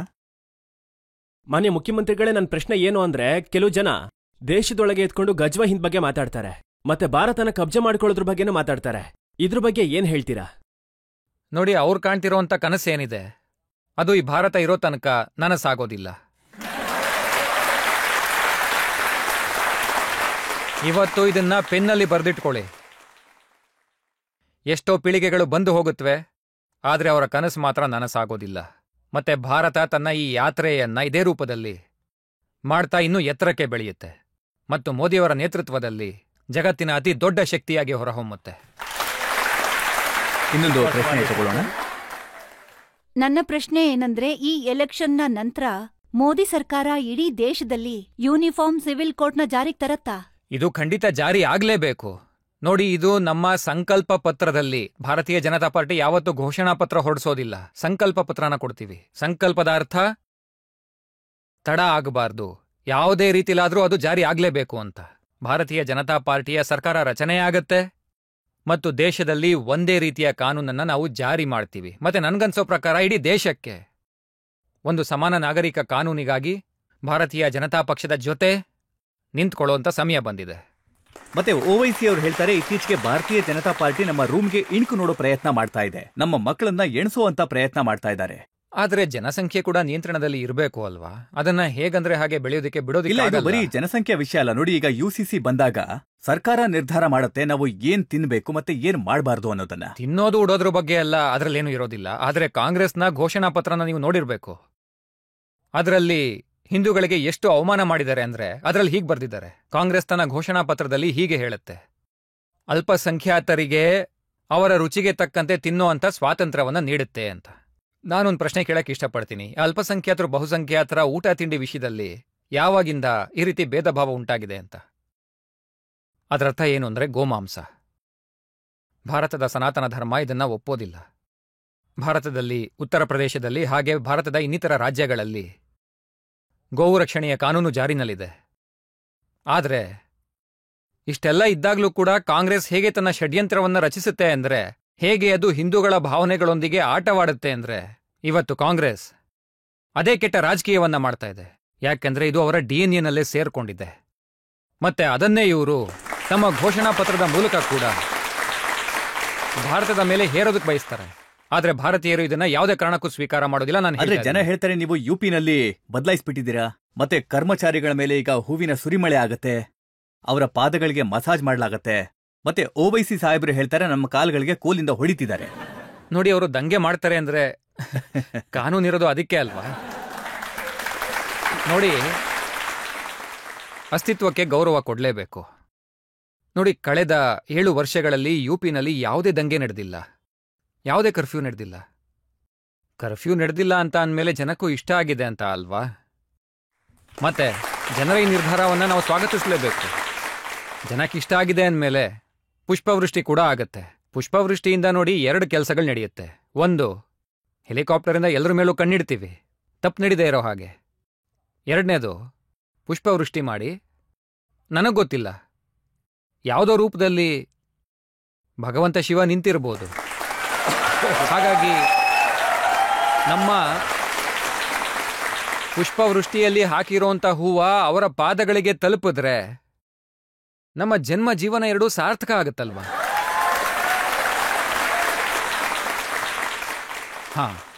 ಖಂಡಿತ ನಾನು ಮೊಹರಂನ ಆಚರಣೆಯಲ್ಲಿ ನಡೆಯುವಂತಹ ಇತರ ಕಾರ್ಯಗಳನ್ನು ನೋಡಿದ್ದೀನಿ. ಕತ್ತಿಯಿಂದ ಸಾಕಷ್ಟು ಜನ ಒಟ್ಟಿಗೆ ಈ ಕಡೆಗೆ ಕತ್ತಿಯನ್ನ ಬೀಸ್ತಾರೆ, ಮತ್ತೆ ಆ ಕಡೆಗೂ ಕತ್ತಿ ಬೀಸ್ತಾರೆ. ಅದಕ್ಕೆ ನಾವು ಆ ರೀತಿಯ ಪ್ರದರ್ಶನವನ್ನ ನಿಲ್ಲಿಸಬೇಕು ಅಂತ ಹೇಳಿದ್ವಿ. ಅದೆಲ್ಲ ನಡೆಯೋದಿಲ್ಲ ಇನ್ಮೇಲೆ ಅಂತೆ. ಮತ್ತೆ ಯಾರು ಯಾವುದೇ ಯಾತ್ರೆಯನ್ನ ಮಾಡಿದ್ರು ಕೂಡ ಅವರು ನಮಗೆ ಒಂದು ಅಫಿಡವಿಟ್ ಅನ್ನ ಕೊಡಬೇಕಾಗತ್ತೆ. ಯಾತ್ರೆಯನ್ನ ಯಾವುದೇ ತೊಂದರೆ ಆಗದೆ ಇರೋ ಥರ ನಡೆಸೋ ಜವಾಬ್ದಾರಿ ನಮ್ಮದು ಅಂತ. ಹಾಗೆ ನಡೆಸ್ಕೊಳ್ದೇ ಹೋದ್ರೆ, ಎಲ್ಲಾದರೂ ಆಸ್ತಿ ನಾಶ ಮಾಡಿದ್ರೆ ನಿಮ್ಮ 7 ಪೀಳಿಗೆಯವರು ನೆನೆಸ್ಕೊಳ್ಳೋ ರೀತಿ ನಾನು ವಸೂಲಿ ಮಾಡ್ತೀನಿ. ನೋಡಿ, ಕಳೆದ 7 ವರ್ಷಗಳಲ್ಲಿ ಎಲ್ಲಾದರೂ ಕರ್ಫ್ಯೂ ಆಗಿದೆಯಾ? ಎಲ್ಲಾದರೂ ದಂಗೆ ನಡೆದಿದೆಯಾ?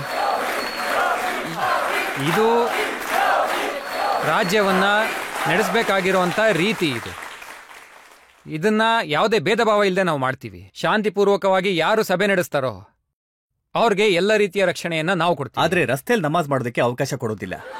ನೋಡಿ, ನಾನು ಮೊದಲು ಕೂಡ ಇದನ್ನೇ ಹೇಳಿದ್ದೆ.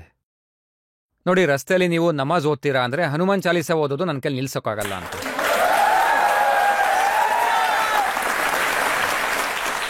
ಮತ್ತೆ ನಾನು UPಯ 25 ಕೋಟಿ ಜನರನ್ನ ನೋಡಬೇಕಾಗಿದೆ. ಅವರ ಜೀವನಕ್ಕೆ ತೊಂದರೆ ಆಗೋದನ್ನ ನಾನು ಸಹಿಸೋದಿಲ್ಲ. ಮಂದಿರ ಪೂಜೆ ಮಾಡುವಂಥ ಸ್ಥಳ, ಮಸೀದಿ ನಮಾಜ್ ಮಾಡುವಂಥದ್ದು. ನೀವು ನಮಾಜ್ ಓದಬೇಕು ಅಂದ್ರೆ ಮಸೀದಿ ಒಳಗೆ ಹೋಗಿ, ಇಲ್ಲ ಈದ್ಗಾ ಒಳಗೆ ಹೋಗಿ.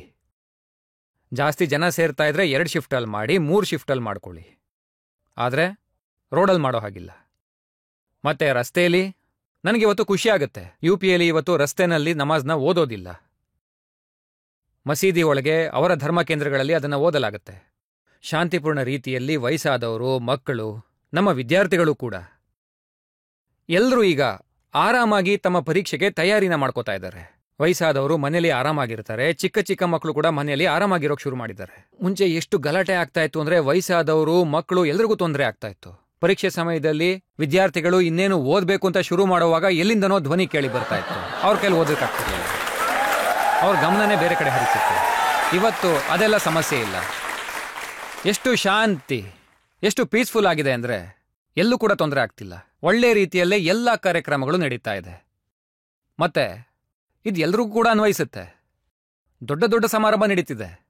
ಪ್ರಯಾಗರಾಜ ಕುಂಭದಲ್ಲಿ 24 ಕೋಟಿ ಸಾಧುಗಳು ಬಂದಿದ್ರು. ರಾಮ ಜನ್ಮಭೂಮಿ ಸಮಾರಂಭದಲ್ಲೂ ನೀವು ನೋಡಿರಬಹುದು, ಈಗಲೂ ಸಾಕಷ್ಟು ಜನ ಬರ್ತಿದ್ದಾರೆ. ಅಂದ್ರೆ ಪ್ರತಿದಿನ ಚುನಾವಣೆ ಘೋಷಣೆ ಆಗೋದಕ್ಕೂ ಮೊದಲು ದಿನಕ್ಕೆ 3 ಲಕ್ಷ ಅವರೇಜ್ ಇತ್ತು, 3 ರಿಂದ 5 ಲಕ್ಷ. ಇವತ್ತು ಕೂಡ 1 ರಿಂದ 1.5 ಲಕ್ಷ ಭಕ್ತರು ಅಯೋಧ್ಯೆಗೆ ಬರ್ತಾ ಇದ್ದಾರೆ. ಆದರೂ ಎಲ್ಲ ಕಡೆ ಶಾಂತಿ ಇದೆ.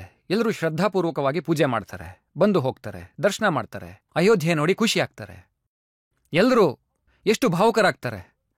ಅಯೋಧ್ಯೆ ಮೊದಲು ಹೇಗಿತ್ತು, ಆದರೆ ಇವತ್ತು ಅಯೋಧ್ಯೆ ನೋಡಿದಾಗ ಎಷ್ಟು ಬದಲಾವಣೆ ಆಗಿದೆ.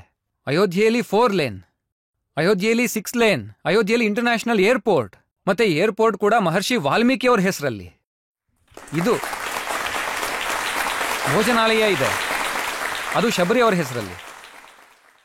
ವಿಶ್ರಾಂತಿ ಭವನ ಇದೆ, ನೀವು ನೋಡಬೇಕು ಅಂದ್ರೆ ಅದು ನಿಷಾದರಾಜನ ಹೆಸರಲ್ಲಿ. ಇದು ಹೊಸ ಅಯೋಧ್ಯೆಯ ಹೊಸ ಅಧ್ಯಾಯ. ಭಗವಂತ ಶ್ರೀರಾಮನ ಎಲ್ಲ ಸಹಯೋಗಿಗಳು ಈಗ ಎಲ್ಲ ಒಟ್ಟಾಗಿ ಅಯೋಧ್ಯೆಯಲ್ಲಿ ನೆಲೆಸಿ ಅದನ್ನ ಮುನ್ನಡೆಸ್ಕೊಂಡು ಹೋಗ್ತಾ ಇದ್ದಾರೆ. ಮತ್ತೆ ರಾಮ ಮಂದಿರದ ಶಿಲಾನ್ಯಾಸಕ್ಕಾಗಿ ಪ್ರಧಾನಮಂತ್ರಿಗಳು ಸ್ವತಃ ಅಲ್ಲಿಗೆ ಹೋಗಿದ್ರು.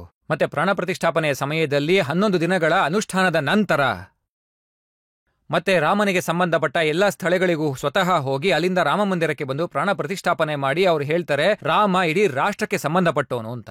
ರಾಮ ಮತ್ತೆ ರಾಷ್ಟ್ರವನ್ನ ಬೇರೆ ಬೇರೆಯಾಗಿ ನೋಡೋಕ್ಕಾಗಲ್ಲ. ಎಲ್ಲಿಯವರೆಗೂ ಈ ಭಾವನೆ ಇರುತ್ತೋ ಈ ರಾಷ್ಟ್ರ ಮುನ್ನಡೆಯೋದನ್ನ ತಡೆಯೋದಕ್ಕೆ ಯಾರ ಕೈಲೂ ಸಾಧ್ಯ ಇಲ್ಲ. ಯೋಗಿಜಿ, ನೀವೀಗ ಇಷ್ಟೊಂದು ಒಳ್ಳೆ ಮಾತನ್ನ ಹೇಳಿದ್ದೀರಾ. ನಾವೀಗ ಒಂದು ಬ್ರೇಕ್ ತಗೊಳ್ಳೋಣ. ಬ್ರೇಕ್ ನಂತರ ಆಪ್ಕಿ ಅದಾಲತ್ನಲ್ಲಿ ಯೋಗಿ ಆದಿತ್ಯನಾಥ್ ಅವರ ಮೇಲೆ ಆರೋಪ ಮತ್ತು ಪ್ರಶ್ನೆಗಳ ಮತ್ತೊಂದು ಸುತ್ತು. ಈಗ ಲೇಟೆಸ್ಟ್ ಕೇಸ್ ಏನಿದೆ ಮುಖ್ತಾರ್ ಅನ್ಸಾರಿ ಅವರದ್ದು, ಅವ್ರ ಬಗ್ಗೆ ಸಮಾಜವಾದಿ ಪಕ್ಷದವರು ಹೇಳ್ತಾರೆ ಅವರಿಗೆ ಜೈಲಿನಲ್ಲಿ ವಿಷ ಹಾಕಿ ಕೊಂದಿದ್ದಾರೆ ಅಂತ. ಅವ್ರು ಸಾಯಲೇಬೇಕಿತ್ತಲ್ವಾ?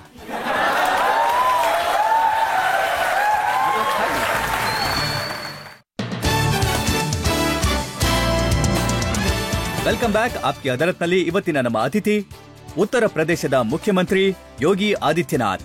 ಆಪ್ಕಿ ಅದಾಲತ್ನಲ್ಲಿ ಮುಂದಿನ ಆರೋಪ. ಆಪ್ಕಿ ಅದಾಲತ್ನಲ್ಲಿ ಉತ್ತರ ಪ್ರದೇಶದ ಮುಖ್ಯಮಂತ್ರಿ ಯೋಗಿ ಆದಿತ್ಯನಾಥ್ ಅವರ ಮೇಲಿರುವ ಆರೋಪವೆಂದರೆ ಇವರ ಆಡಳಿತದಲ್ಲಿ ಭಯದ ವಾತಾವರಣ ಇದೆ ಎಂಬುದು. ಯೋಗಿಜಿ, ಉತ್ತರ ಪ್ರದೇಶದಲ್ಲಿ ತುಂಬಾ ಜನ ಭಯದಿಂದ ಬದುಕ್ತಾ ಇದ್ದಾರೆ. ಕೆಲವರು ಯುಪಿನ ಬಿಟ್ಟು ಹೋದ್ರು, ಇನ್ ಕೆಲವರು ಮೇಲಕ್ಕೆ ಹೋದ್ರು.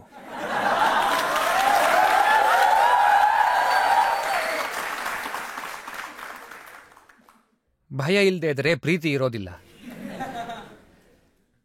ಕೆಲವರು ಈ ಮುಂಚೆ ಉತ್ತರ ಪ್ರದೇಶ ನಿವಾಸಿಗಳ ಬಗ್ಗೆ ಭಯದಿಂದ ನೋಡ್ತಾ ಇದ್ರು. ನಾನು ಮುಂಚೆನೇ ಈ ಒಂದು ಸಂಕಲ್ಪ ಮಾಡಿದ್ದೆ. ಭಗವಂತ ಶ್ರೀರಾಮ ಕೂಡ ಇದನ್ನ ಹೇಳಿದ್ದಾರೆ, ನಿಸ್ಸರಹೀನ ಕರೋಮಹಿ ಭೋಜುಟಾಯ್ ಪ್ರಣಕೀನ್. ಮತ್ತೆ ನಾವು ರಾಮಭಕ್ತ ಬೇರೆ, ನಾವು ಅದನ್ನೇ ಮಾಡ್ಬೇಕಲ್ವಾ? ಇಲ್ಲಿ ಈ ಪಾಪಿಗಳೇನಿದ್ದಾರೆ, ಈ ಬಡವರನ್ನ, ವ್ಯಾಪಾರಿಗಳನ್ನ, ಹೆಣ್ಣು ಮಕ್ಕಳನ್ನ, ನಾಗರಿಕರ ಸುರಕ್ಷತೆಗೆ ಅಡ್ಡಿಯಾಗಿದ್ರು, ಅವ್ರಿಗೆಲ್ಲ ಅಪಾಯಕಾರಿಯಾಗಿ ಪರಿಣಮಿಸಿದ್ರು, ಅವರಿಗೆಲ್ಲ ನಾನು ಒಂದು ಅಟ್ಮಾಸ್ಫಿಯರ್ ಅನ್ನ ಕ್ರಿಯೇಟ್ ಮಾಡಲೇಬೇಕಾಗಿತ್ತು. ಮಾಡಿದ್ದಿರಲ್ಲ. ಜನರು ಹೇಳ್ತಾರೆ ನೋ ಬೇಲ್ ನೋ ಜೈಲ್, ಸೀದಾ ದೇವ್ರ ಭೇಟಿ ಅಂತ. ನೋಡಿ, 2 ವಿಷಯಗಳು ಒಟ್ಟಿಗೆ ಹೋಗ್ಬೇಕಾಗತ್ತೆ. ನಾನು ಹೇಳಿದ್ನಲ್ಲ, ನಾನು ರಾಮಭಕ್ತ ಅಂತ. ಅಯೋಧ್ಯೆಯಲ್ಲಿ ರಾಮಲಲ್ಲ ಈಗ ವಿರಾಜಮಾನರಾಗಿದ್ದಾರೆ. ಅಂಥವ್ರಿಗೋಸ್ಕರ ರಾಮನಾಮ ಸತಿಹೆ ಅನ್ನೋ ಯಾತ್ರೆ ಹೊರಡಲೇಬೇಕಲ್ಲ. ಮತ್ತೆ ಅದೇ ನೀವು ಅಲ್ಲಿ ನಡೆದಿರೋವಂಥ ಕೆಲಸಗಳನ್ನು ನೋಡಬೇಕು.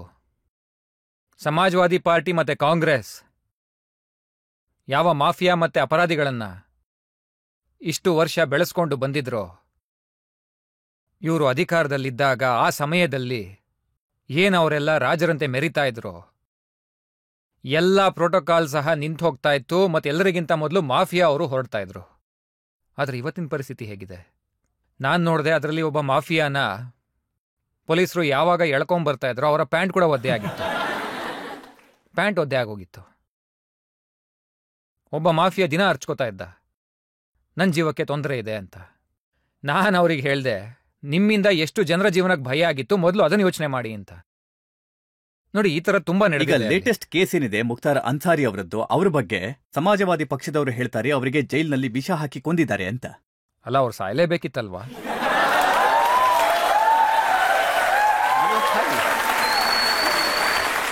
ನನಗೊಂದು ವಿಷಯ ಹೇಳಿ, ಯಾವ ವ್ಯಕ್ತಿ ಸಾಕಷ್ಟು ಜನರನ್ನ ಸಾಯಿಸಿದಾನೋ ಅವನು ಎಲ್ಲಿ ತನಕ ಆರಾಮಾಗಿ ಓಡಾಡ್ಕೊಂಡಿರ್ತಾನೆ ಹೇಳಿ? ಕಾಂಗ್ರೆಸ್ ಅವರಂತೂ ಅವನನ್ನ ಉಳಿಸೋದಕ್ಕೆ ತುಂಬಾನೇ ಪ್ರಯತ್ನ ಪಟ್ಟಿದ್ರು. ಸಮಾಜವಾದಿ ಪಾರ್ಟಿಯ ಜನ ಎಲ್ಲ ಅವನ ಜೊತೆಗಿದ್ದವ್ರೆ. ಅವ್ರನ್ನ ನೀವು ಸಂತೈಸಕ್ಕೆಂತ ಹೋಗಿದ್ರಿ. ಅವರಿಂದ ನೀವು- ಇನ್ನೇ ನಿರೀಕ್ಷೆ ಮಾಡೋಕ್ಕಾಗತ್ತೆ? ಇದೇ ತಾನೇ ವ್ಯತ್ಯಾಸ. ಪರಮ ರಾಮ ಭಕ್ತ ಮತ್ತು ಉತ್ತರ ಪ್ರದೇಶದ ಪೂರ್ವ ಮುಖ್ಯಮಂತ್ರಿ ಶ್ರೀ ಕಲ್ಯಾಣ್ ಸಿಂಗ್ ಅವರು ಮರಣ ಹೊಂದಿದ್ರು. ಸಮಾಜವಾದಿ ಪಾರ್ಟಿ ಮತ್ತೆ ಕಾಂಗ್ರೆಸ್ನವರು ಯಾವುದೇ ಶೋಕ ವ್ಯಕ್ತಪಡಿಸಲಿಲ್ಲ. ಮತ್ತೆ ಒಬ್ಬ ಮಾಫಿಯಾದವನ್ ಸತ್ತ ಅಂತ ಅವನ ಮನೆಗೆ ಹೋಗಿ ಇವರು ಅಳ್ತಾ ನಿಂತಿದ್ರಲ್ಲ, ಅದೆಷ್ಟು ಸರಿ? ಇದೇ ಅಂತರ ಇರೋದು. ದೇಶ ಇಂಥದನ್ನೇ ಸಹಿಸ್ಕೋಬಾರ್ದು ಅಂತ ಹೇಳ್ತಿರೋದು. ಈಗಂತೂ ನಾವು ಮಾಫಿಯಾದವ್ರನ್ನ ವಿಚಾರಣೆ ಮಾಡ್ತಾ ಇದ್ದೀವಿ. ಮತ್ತೆ ಆದಷ್ಟು ಬೇಗ 4ನೇ ಜೂನ್ ನಂತರ ಒಂದು ದಿನಾಂಕ ನಿಗದಿ ಮಾಡಿ ಉತ್ತರ ಪ್ರದೇಶವನ್ನ ಮಾಫಿಯಾ ರಹಿತ ರಾಜ್ಯವನ್ನಾಗಿಸುವಂತ ಘೋಷಣೆ ಮಾಡ್ತೀನಿ. 2ನೇದು, ಮಾಫಿಯಾ ಸಂಪಾದಿಸಿರೋಂಥ ಎಲ್ಲ ಆಸ್ತಿಯನ್ನ, ಅದು ಯಾವುದೇ ಮಾಫಿಯಾ ಆಗಿರಲಿ, ಅವರು ಸಂಪಾದಿಸಿರೋಂಥ ಎಲ್ಲ ಆಸ್ತಿಯನ್ನು ಸರ್ಕಾರ ತನ್ನ ವಶಪಡಿಸ್ಕೊಳ್ಳುತ್ತೆ. ನಾವು ಪ್ರಯಾಗರಾಜ್ಯದಿಂದ ಶುರು ಮಾಡಿದ್ದೀವಿ. ಪ್ರಯಾಗರಾಜ್ಯದಲ್ಲಿ ಒಬ್ಬ ಮಾಫಿಯಾ ವಂಚನೆಯಿಂದ ಆಸ್ತಿಯನ್ನ ಅಲ್ಲಿ ಸಂಪಾದನೆ ಮಾಡಿದ್ದ. ಅದನ್ನ ನಾನು ವಾಪಸ್ ತಗೊಂಡ್ವಿ. ಮತ್ತೆ ನಮ್ಮ ಒಂದು ಹೊಸ ಯಂತ್ರ ಏನಿದೆ, ಅದರಿಂದ ಕಾಂಗ್ರೆಸ್ ಮತ್ತೆ ಸಮಾಜವಾದಿ ಪಾರ್ಟಿ ಹೆದರ್ತಾರಲ್ಲ, ಆ ಬುಲ್ಡೋಜರಿಂದ ಎಲ್ಲ ಕ್ಲೀನ್ ಮಾಡಿಸಿದ್ವಿ. ಹೀಗೆ ಸ್ವಚ್ಛ ಮಾಡಿಸಿದ ಮೇಲೆ ಬಡವರಿಗಾಗಿ ಅಲ್ಲಿ ಮನೆಯನ್ನ ಕಟ್ಟಿದ್ವಿ. ಹಾಗೆ ಇನ್ನೊಂದು ನಿರ್ಧಾರ ಮಾಡಿದ್ದೀವಿ. ಅದರ ಕಾರ್ಯಯೋಜನೆ ಎಲ್ಲ ತಯಾರಾಗಿದೆ. ಮಾಫಿಯಾ ವಂಚನೆಯಿಂದ ತಗೊಂಡಿರೋಂಥ ಅಷ್ಟು ಆಸ್ತಿ ಪಾಸ್ತಿ ಮೇಲೆ ಬಡವರಿಗಾಗಿ, ಮಹಿಳಾ ಸಂರಕ್ಷಣೆಗಾಗಿ, ದಿವ್ಯಾಂಗ ಜನರಿಗಾಗಿ, ನಿರಾಶ್ರಿತ ಮಕ್ಕಳಿಗಾಗಿ ಮತ್ತೆ ಅನ್ಯ ಸಮಾಜದ ಶೋಷಿತರಿಗಾಗಿ ಅಲ್ಲಿ ಒಂದು ಸ್ಕೂಲನ್ನ ಮಾಡ್ತೀವಿ, ಹಾಸ್ಪಿಟಲನ್ನ ಮಾಡ್ತೀವಿ, ಒಳ್ಳೆ ಸರ್ವಿಸ್ ಸಹ ಕೊಡ್ತೀವಿ, ಒಂದೊಳ್ಳೆ ಸಂಸ್ಥೆಯನ್ನ ಕಟ್ತೀವಿ. ಆದರೆ ಯುಪಿನಲ್ಲಿ ಮಾಫಿಯಾ ಮಣ್ಣಲ್ಲಿ ಮಣ್ಣಾಗಿ ಹೋಗಿದೆ. ಮತ್ತೆ ಮುಂದೆ ಮಾಫಿಯಾ ಬೆಳೆಯೋದಕ್ಕೆ ಯಾವುದೇ ಅವಕಾಶ ಕೊಡಲ್ಲ. ಇದು ನಮ್ಮ ಸಂಕಲ್ಪ. ಅದನ್ನ ನಿರ್ಧಾರ ಮಾಡಾಗಿದೆ. 1ನೇ ಚರಣದಲ್ಲಿ ಇವರ ಬಗ್ಗೆ, ಅದರ ನಂತರ ಇವರ ಮೇಲೆಲ್ಲ ಯಾರಿದಾರೋ ಅವ್ರ ಬಗ್ಗೆ ಕೂಡ. ಯಾರದೇ ಎಷ್ಟೇ ಆಸ್ತಿ ಇದ್ರೂ ಬಿಡೋದಿಲ್ಲ. ನೋಡಿ, ಒಬ್ರು ಸಮಾಜವಾದಿ ಪಕ್ಷದ ಅಭ್ಯರ್ಥಿ ಇದ್ದಾರೆ, ಜಿಯಾವುರ್ ರೆಹಮಾನ್. ಅವರು ಬರ್ಗ್ ಸಾಹೇಬ್ರ ಮೊಮ್ಮಗ. ಅವ್ರು ಹೇಳ್ತಾರೆ, ನಮ್ಮ ಶಹಾಬುದ್ದೀನ್ ಬಾಯಿ ಸಾಬ್, ಅತೀಕ್ ಅಹ್ಮದ್ ಬಾಯಿ ಸಾಬ್ ಮತ್ತೆ ಮುಖ್ತಾರ್ ಅನ್ಸಾರಿ ಬಾಯಿ ಸಾಹೇಬ್ರನ್ನ ಅವರು ಮೇಲೆ ಕಳಿಸ್ಬಿಟ್ರು.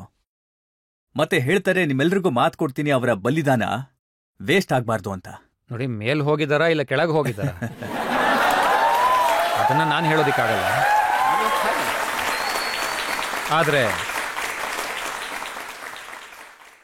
ಆದ್ರೆ ನೋಡಿ, ಯಾವುದೇ ಕೊಲೆಗಡಕನನ್ನ ಶಾಂತಿ ಉಪದೇಶ ಕೊಡು ಅಂತ ನಾವು ಹೋಗಿ ಕೇಳಿದ್ರೆ ಏನಾಗತ್ತೆ ಹೇಳಿ? ಅದು ದಡ್ತನ ಆಗತ್ತೆ. ಅದು ಅವರ ಪರಿವಾರದ ಉಪದೇಶ. ಅದು ಅವರು ಆ ಉಪದೇಶವನ್ನ ಅವರ ಪರಿವಾರದವ್ರನ್ನ ಮುಂದುವರಿಸೋ ಪ್ರಯತ್ನ ಮಾಡ್ತಾ ಇದ್ದಾರೆ. ಆದ್ರೆ ಅವ್ರ ಲೆಕ್ಕ ಚುಕ್ತಾ ಮಾಡಲಾಗತ್ತೆ. ಅತಿ ಹೆಚ್ಚು ಕಂಪ್ಲೇಂಟ್ನ ಆಜಂ ಖಾನ್ ಸಾಹೇಬ್ರು ಮಾಡ್ತಾರೆ. ಆಜಂ ಖಾನ್ ಸಾಹೇಬ್ರು ಹೇಳ್ತಾರೆ, ಅವರ ಯೂನಿವರ್ಸಿಟಿ ಮೇಲೆ, ಅವರ ಆಸ್ತಿ ಮೇಲೆ ಬುಲ್ಡೋಜರ್ ಚಲಾಯಿಸಿದ್ರು ಯೋಗಿ ಅವರು. ವಸ್ತುಗಳನ್ನ ತಗೊಳ್ಳೋಕ್ಕೂ ಅವಕಾಶ ಕೊಡ್ಲಿಲ್ಲ. ನೋಡಿ, ಇವರು ಆ ಮಹಾಭಾರತ ಪರಿವಾರದ ಮಾಮ ಆಗಿದ್ದಾರೆ. ನೋಡಿ, ದ್ರೌಪದಿಯ ವಸ್ತ್ರಾಪಹರಣ ನಡೆಯುವಾಗ ಇವರೆಲ್ಲರೂ ಮೌನವಾಗೇ ಇದ್ರು. ಅದರಲ್ಲಿ ಭಾಗಿಯಾಗಿದ್ರು ಕೂಡ. ದುರ್ಯೋಧನ ಮತ್ತೆ ದುಶ್ಯಾಸನ ಜೊತೆಗೆ. ನೀವೇನ್ ಬಿತ್ತಿರೋ ಅದೇ ತಾನೇ ಬೆಳೆ ಬರೋದು. ಏನ್ ಮಾಡಿದಾರೋ ಅದರ ಫಲವನ್ನ ಈಗ ಅವರು ಅನುಭವಿಸ್ತಾ ಇದ್ದಾರೆ ಅಂತ ಹೇಳ್ಬೋದಷ್ಟೆ. ಆಜಂ ಖಾನ್ ಇರಲಿ, ಬೇರೆ ಇನ್ಯಾವುದೇ ಮಾಫಿಯಾ ಇರಲಿ, ಇವರು ಉತ್ತರ ಪ್ರದೇಶದ ಬೆಳವಣಿಗೆಗೆ ತೊಂದರೆ ಆಗಿದ್ರು. ಮತ್ತೆ ಇವತ್ತು ಉತ್ತರ ಪ್ರದೇಶದ ಒಳಗೆ ಕಾನೂನಿನ ರಾಜ್ಯ ಇದೆ. ಈ ಕಾನೂನಿನ ರಾಜ್ಯದಲ್ಲಿ ಸಾಮಾನ್ಯ ನಾಗರಿಕ, ಅಲ್ಲಿ ಯುವಕ ಆಗಲಿ, ಮಹಿಳೆ ಆಗಲಿ, ರೈತ ಆಗಲಿ, ವ್ಯಾಪಾರಿ ಆಗಲಿ, ಉದ್ಯಮಿ ಆಗಲಿ, ಇವರೆಲ್ಲರಿಗೂ ಒಂದು ಭಯಮುಕ್ತ ವಾತಾವರಣ ಸಿಕ್ಕಿದೆ. ಭಯಮುಕ್ತ ವಾತಾವರಣ. ಹಾಗೆ ಉತ್ತರ ಪ್ರದೇಶದಲ್ಲಿ ಇನ್ವೆಸ್ಟ್ ಕೂಡ ಮಾಡಿದ್ದಾರೆ. ಉತ್ತರ ಪ್ರದೇಶದಂಥ ರಾಜ್ಯದಲ್ಲಿ 40 ಲಕ್ಷ ಕೋಟಿಯ ಇನ್ವೆಸ್ಟ್ಮೆಂಟ್ ಬಗ್ಗೆ ಮಾತುಕತೆ ಆಗಿದೆ. ಅದು ಕೂಡ ಈ ಚುನಾವಣೆಯ ಮುಂಚೆನೆ ಫೆಬ್ರವರಿಯಲ್ಲಿ ಪ್ರಧಾನಮಂತ್ರಿಗಳು 10.5 ಲಕ್ಷ ಕೋಟಿ ಮನೆಗಳನ್ನು ನಿರ್ಮಾಣ ಮಾಡೋದಿಕ್ಕೆ ಜಾಗವನ್ನ ಗುರುತಿಸಿ ಶಿಲಾನ್ಯಾಸ ಮಾಡಿದ್ದಾರೆ. 10.5 ಲಕ್ಷ ಕೋಟಿ ರೂಪಾಯಿಯ ಮನೆಗಳ ಪ್ರಸ್ತಾಪ. ಯುಪಿಗೆ ಇದೊಂದು ಕಲ್ಪನೆ ಆಗಿತ್ತು. ಇಂದು ಅದು ಸಾಕಾರವಾಗ್ತಾ ಇದೆ. 10.5 ಲಕ್ಷ ಕೋಟಿ ಅಂದ್ರೆ ಸುಮಾರು 35 ಲಕ್ಷ ಯುವಕರಿಗೆ ಉದ್ಯೋಗಾವಕಾಶ ಇವತ್ತು ಯುಪಿನಲ್ಲಿ ನಡೀತಾ ಇದೆ. ಯಾಕಂದ್ರೆ ಅಲ್ಲಿ ಕಾನೂನು ವ್ಯವಸ್ಥೆ ಚೆನ್ನಾಗಿದೆ, ಒಂದು ಒಳ್ಳೆ ವಾತಾವರಣ ನಿರ್ಮಾಣ ಆಗಿದೆ. ಕೇಂದ್ರ ಮತ್ತು ರಾಜ್ಯದಲ್ಲಿ ಒಂದೇ ವಿಚಾರಧಾರೆಯ ಒಂದೇ ಪಾರ್ಟಿಯ ಸರ್ಕಾರಗಳಿವೆ ಮತ್ತು ಅಭಿವೃದ್ಧಿ ಹಾಗೆ ಬಡವರ ಕಲ್ಯಾಣ ಇವರ ಸಂಕಲ್ಪವಾಗಿದೆ. ದೇಶ ಸೇವೆಗೆ ಇವರೆಲ್ಲರೂ ಕಟಿಬದ್ಧರಾಗಿದ್ದಾರೆ. ಹಾಗಾಗಿ ಇದೆಲ್ಲ ನಡೀತಾ ಇದೆ ಅಷ್ಟೇ. ಹಾಗೆ ನಿಮ್ಮ ಬುಲ್ಡೋಜರ್ನ ಪ್ರತಿಧ್ವನಿ ಇದೆಯಲ್ಲ, ಅದಂತೂ ನಾನ್ ನೋಡ್ತಾ ಇದ್ದೆ, ಅದು ಕಲ್ಕತ್ತಾವರೆಗೂ ಕೇಳಿಸ್ತಿತ್ತು. ಅಲ್ಲಿ ಹೈಕೋರ್ಟ್ನ ಜಡ್ಜ್ ಒಬ್ರು ಕೋಲ್ಕತ್ತಾ ಮೇಯರ್ಗೆ ಹೇಳ್ತಾ ಇದ್ರು, ನೋಡಿ ನಿಮ್ಮಿಂದ ಸಾಧ್ಯ ಆಗದೆ ಇದ್ರೆ ಯೋಗಿಜಿ ಹತ್ರದಿಂದ ಬುಲ್ಡೋಜರ್ನ ಸಾಲ ತಗೊಂಡ್ ಬಂದಿ ಅಂತ. ನೋಡಿ, ಉತ್ತರ ಪ್ರದೇಶದ ಈ ಬುಲ್ಡೋಜರ್ ಏನಿದೆ, ಇದು ಅನ್ಯಾಯ ಮಾಡೋದಿಲ್ಲ. ಇದು ಉತ್ತರ ಪ್ರದೇಶದ ನ್ಯೂ ಇನ್ಫ್ರಾಸ್ಟ್ರಕ್ಚರ್ನ ಪ್ರತೀಕವಾಗಿದೆ. ಮತ್ತೆ ನಮ್ಮ ಈ ಹೊಸ ಇನ್ಫ್ರಾಸ್ಟ್ರಕ್ಚರ್ ಏನಿದೆ, ಎಕ್ಸ್ಪ್ರೆಸ್ ವೇದು, ಹೊಸ ಏರ್ಪೋರ್ಟ್, ಹೊಸ ಹೈವೇ, ಇಂಟರ್ಸ್ಟೇಟ್ ಕನೆಕ್ಟಿವಿಟಿ, ಈ ಹೊಸ ಇನ್ಫ್ರಾಸ್ಟ್ರಕ್ಚರ್ ಏನಿದೆ, ಈ ವಿಷಯದಲ್ಲಿ ಅತಿಕ್ರಮಣ ಆದರೆ ಅದಕ್ಕೆ ಬುಲ್ಡೋಜರ್ ಬೇಕೇ ಬೇಕಲ್ವಾ? ಈ ಮಾಫಿಯಾ ಮತ್ತೆ ಅವ್ರ ಕಡೆಯವರಿಂದ ಏನು ಅತಿಕ್ರಮಣ ಮಾಡಲಾಗಿತ್ತೋ ಅದನ್ನ ನಾವು ತುಂಬ ವೇಗವಾಗಿ ನಿರ್ಮೂಲನೆ ಮಾಡ್ತೀವಿ. ಮತ್ತೆ ಹಾಗೆ ಮಾಡಿದ್ರೆ ಅವ್ರಿಗೆ ಬೇಜಾರಾಗುತ್ತಲ್ವಾ? ಹಾಗೆ ಅವ್ರನ್ನ ಸಾಕ್ದವ್ರಿಗೆ ಇನ್ನೂ ಸಹ ಬೇಜಾರಾಗುತ್ತೆ. ಒಂದು ಸಮಸ್ಯೆ ಉತ್ತರ ಪ್ರದೇಶದ ವಕೀಲರಿಗೂ ಕೂಡ ಇದೆ. ಅವ್ರು ಹೇಳ್ತಾರೆ, ಇಲ್ಲಿನ ಲಾ ಅಂಡ್ ಆರ್ಡರ್ ಸುಧಾರಿಸಿದೆ, ಮಾಫಿಯಾ ಕೊನೆಯಾಗಿದೆ, ಈ ಕಾರಣದಿಂದ ಅವ್ರ ಹತ್ರ ಕೇಸಸ್ ಬರೋದೇ ನಿಂತು ಹೋಗಿದೆ. ನಾನೊಂದು ವಿಡಿಯೋ ನೋಡಿದ್ದೆ, ಅದರಲ್ಲಿ ಅವರು ಹೇಳ್ತಾರೆ, ಯೋಗಿಜಿ ಅವರೇ ಸ್ವಲ್ಪ ಕ್ರೈಮ್ ನಡೆಯೋದಕ್ಕೆ ಬಿಡಿ, ನಮಗೂ ಕೂಡ ಒಂದಷ್ಟು ಇನ್ಕಮ್ ಆಗತ್ತೆ. ನೋಡಿ, ವಕೀಲರು ಸಮಾಜದ ನೇತೃತ್ವ ವಹಿಸಬೇಕಾದಂಥವ್ರು. ಮತ್ತೆ ಅವ್ರಿಗೆ ಮಾಡೋದಿಕ್ಕೆ ಸಾಕಷ್ಟು ಬೇರೆ ಕೆಲಸಗಳಿವೆ. ವಕಾಲತ್ನ ಜೊತೆಗೆ ಈಗ ಅವ್ರು ಕೆಲಸ ಮಾಡಬೇಕು ಅಂದ್ರೆ ನ್ಯಾಯಾಲಯದಲ್ಲಿ ಸಾಕಷ್ಟು ಕೇಸ್ಗಳು ಪೆಂಡಿಂಗ್ ಇದೆಯಲ್ಲ, ಅದನ್ನ ಅವರು ಕ್ಲಿಯರ್ ಮಾಡಬೇಕು ಅಂದ್ರೆ 10 ವರ್ಷದ ತನಕ ಹಿಡಿಯುತ್ತೆ. ಅಷ್ಟು ಕೆಲಸ ಇದೆ ಅವ್ರ ಹತ್ರ. ಅಷ್ಟು ಸಮಾಜ ಸೇವೆ ಮಾಡ್ಬೋದಲ್ವಾ ಅವರು? ಹಾಗೆ ಪಾಲಿಟಿಕ್ಸ್ಗೂ ಕೂಡ ಅವರು ಮತ್ತೆ ಬರಬೇಕು. ನೋಡಿ, ದೇಶದ ಸ್ವಾತಂತ್ರ್ಯದಲ್ಲಿ ದೇಶದ ಸಾಕಷ್ಟು ವಕೀಲರು ಯೋಗದಾನ ಕೊಟ್ಟಿದ್ರು. ಮತ್ತೆ ನನಗನ್ಸುತ್ತೆ ಆ ಒಂದು ಸಾಮರ್ಥ್ಯ ನಮ್ಮ ವಕೀಲರ ಸಮುದಾಯದಲ್ಲಿ ಇದೆ, ಅವರದನ್ನ ಮಾಡ್ತಾರೆ ಅಂತ. ಈಗ ಮತ್ತೊಂದು ಪ್ರಶ್ನೆ ತಗೊಳ್ಳೋಣ ಬ್ರೇಕ್ಗಿಂತ ಮುಂಚೆ. ಮೊದಲನೇ ಉತ್ತರ ಪ್ರದೇಶಲ್ಲಿ ಮತ್ತೆ ಯೋಗಿ ಅವರ ಉತ್ತರ ಪ್ರದೇಶದಲ್ಲಿ ಏನ್ ವ್ಯತ್ಯಾಸ ಇದೆ ಸರ್? ನೋಡಿ, ಮೊದಲು ಮಾಫಿಯಾದ ಜನ ಸ್ವಚ್ಛಂದವಾಗಿ ಓಡಾಡ್ತಾ ಇದ್ರು. ಮಕ್ಕಳು, ವ್ಯಾಪಾರಿಗಳು ಯಾರಿಗೂ ರಕ್ಷಣೆ ಇರಲಿಲ್ಲ. ಯುವಕರು ಹೊರಗೆ ಹೋಗ್ತಾ ಇದ್ರು, ರೈತರು ಆತ್ಮಹತ್ಯೆ ಮಾಡ್ಕೋತಿದ್ರು, ಬಡವರು ಹಸಿವಿನಿಂದ ಸಾಯ್ತಿದ್ರು, ಬಡತನ, ಅನಾರೋಗ್ಯದಿಂದ ಬೆಂದು ಹೋಗ್ತಾ ಇದ್ರು, ಇಲ್ಲ ಉಸಿರುಗಟ್ಟಿ ಸಾಯ್ತಿದ್ರು, ಇಲ್ಲ ದಾರಿ ಇಲ್ಲದೆ ಆತ್ಮಹತ್ಯೆ ಮಾಡ್ಕೋತಾ ಇದ್ರು. ಇದು ಹೊಸ ಭಾರತದ ಹೊಸ ಉತ್ತರ ಪ್ರದೇಶ. ಹೊಸ ಉತ್ತರ ಪ್ರದೇಶದಲ್ಲಿ ಹೆಣ್ಣು ಮಕ್ಕಳು, ವ್ಯಾಪಾರಿಗಳು ಸುರಕ್ಷತೆಯ ಬಗ್ಗೆ ತಲೆ ಕೆಡಿಸ್ಕೊಳ್ಬೇಕಾಗಿಲ್ಲ. ಅಪರಾಧಿಗಳು ನೇಣುಗಂಬಕ್ಕೆ ಕುತ್ತಿಗೆ ಕೊಟ್ಟು ಕೇಳ್ಕೋತಾರೆ, ಇದೊಂದು ಸರಿ ನನ್ನ ಕ್ಷಮಿಸ್ಬಿಡಿ ಅಂತ. ನಾವು ಯಾವುದೇ ಕೆಲಸ ಮಾಡಾದ್ರೂ ಹೊಟ್ಟೆ ತುಂಬಿಸ್ಕೋತೀನಿ. ಈ ಪರಿವರ್ತನೆ ಬಂದಿದೆ. ಹೊಸ ಉತ್ತರ ಪ್ರದೇಶದಲ್ಲಿ ದೊಡ್ಡ ಮಾಫಿಯಾ ಇತ್ತು. ಹಿಂದೆ ಅಧಿಕಾರದ ಚುಕ್ಕಾಣಿ ಹಿಡಿದಿದ್ರು. ಅವ್ರು ಬಂದ್ರೆ ಮುಖ್ಯಮಂತ್ರಿಗಳೇ ಎದ್ದು ನಿಲ್ತಾ ಇದ್ರು. ಅವರನ್ನ ಮುಖ್ಯಮಂತ್ರಿಗಳು ತಮ್ಮ ಮನೆಗೆ ಕರೆಸಿ ಉಪಚಾರ ಎಲ್ಲ ಮಾಡ್ತಾ ಇದ್ರು. ಇವತ್ತು ಅದೇ ಮಾಫಿಯಾ ಪೊಲೀಸರು ಎದುರು ಬಂದು ನಿಂತಾಗ ನೋಡಿ, ಇದಕ್ಕೂ ಮುಂಚೆ ಹಿಂದೆ ಹಿಂದೆ ಪೊಲೀಸವರು ಅವ್ರ ಹಿಂದೆ ಓಡ್ ಹೋಗಿ ಸೆಲ್ಯೂಟ್ ಕೊಡ್ತಾ ಇದ್ರು. ಅವರ ಕಳ್ದೋಗಿರೋ ಎಮ್ಮೆನ ಹುಡುಕೋದಕ್ಕೆ ಪೊಲೀಸರ ತಂಡವನ್ನೇ ರಚಿಸಲಾಗ್ತಿತ್ತು. ಇವತ್ತು ಪೊಲೀಸರನ್ನ ಅವರು ಎದುರಿಸಿದಾಗ ಅವರ ಪ್ಯಾಂಟು ಒದ್ದೆ ಆಗುತ್ತೆ ಅಂದ್ರೆ ಮತ್ತೆ ಆ ಜನ ಹೆದರಿ ನಡುಗ್ತಾರೆ, ಅವರ ಜೀವದ ಭಿಕ್ಷೆಯನ್ನ ಬೇಡ್ತಾರೆ. ಸಾರ್, ನಮ್ಮನ್ನ ದಯವಿಟ್ಟು ಯುಪಿಯಿಂದ ಹೊರಗೆ ಹೋಗಕ್ ಬಿಡಿ ಸಾಕು ಅಂತ. ಹೇಗೋ ಅಲ್ಲಿ ಬದುಕೋತೀವಿ ನಾವು ಅಂತ ಹೇಳ್ತಾರೆ. ಕಾಂಗ್ರೆಸ್ ಅವರು ಈ ಕೆಲಸ ಎಲ್ಲ ಮಾಡಿದ್ರು, ಸಮಾಜವಾದಿ ಪಾರ್ಟಿನೂ ಇದೇ ಮಾಡ್ತಿರುತ್ತೆ.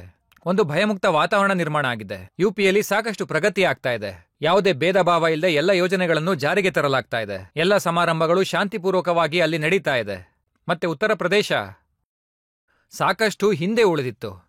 ಮತ್ತೆ 2017ರಲ್ಲಿ ನಾನು ಬಂದಾಗ ಉತ್ತರ ಪ್ರದೇಶ ದೇಶದ ಹಿಂದುಳಿದ ಆರ್ಥಿಕತೆಯಲ್ಲಿ ಒಂದಾಗಿತ್ತು. ಮತ್ತೆ ಇದನ್ನ ಹೇಳೋದಕ್ಕೆ ನನಗಿವಾಗ ಹೆಮ್ಮೆ ಆಗ್ತಾ ಇದೆ. ಯುಪಿ ಇವತ್ತು ರೆವೆನ್ಯೂ ಸರ್ಪ್ಲಸ್ ಸ್ಟೇಟ್ ಆಗಿದೆ, ಆರ್ಥಿಕತೆಯಲ್ಲಿ 2ನೇ ಸ್ಥಾನದಲ್ಲಿದೆ. ಎಲ್ಲಕ್ಕಿಂತ ತುಂಬಾ ವೇಗವಾಗಿ ಆರ್ಥಿಕತೆಯಲ್ಲಿ ಬೆಳೀತಾ ಇರುವಂತಹ ರಾಜ್ಯ ಆಗಿದೆ. ಭಾರತದ ಎಕಾನಮಿಯ ಗ್ರೋತ್ ಇಂಜಿನ್ ಆಗೋ ಎಲ್ಲ ಸಾಮರ್ಥ್ಯ ಹೊಸ ಭಾರತದ ಹೊಸ ಉತ್ತರ ಪ್ರದೇಶದಲ್ಲಿದೆ. ಹಾಗಾಗಿ ಇದೇ ವ್ಯತ್ಯಾಸ. ಮೊದಲು ಭಯದ ವಾತಾವರಣ ಇತ್ತು, ಅರಾಜಕತೆ ಇತ್ತು, ದಂಗೆ ಇತ್ತು, ಕರ್ಫ್ಯೂ ಇತ್ತು. ಇವತ್ತು ಭಯಮುಕ್ತ ವಾತಾವರಣ ಇದೆ, ಅಭಿವೃದ್ಧಿ ಇದೆ, ಎಲ್ಲ ಕ್ಷೇತ್ರಗಳಲ್ಲೂ ಕೌಶಲ್ಯ ತರುವಂತ ಒಳ್ಳೆ ಪ್ರಯತ್ನ ನಡೀತಾ ಇದೆ. ಈಗ ಮತ್ತೊಂದು ಬ್ರೇಕ್ ತಗೊಳ್ಳೋಣ. ಬ್ರೇಕ್ ನಂತರ ಆಪ್ಕಿ ಅದಾಲತ್ನಲ್ಲಿ ಆರೋಪ ಮತ್ತು ಪ್ರಶ್ನೆಗಳ ಫೈನಲ್ ರೌಂಡ್.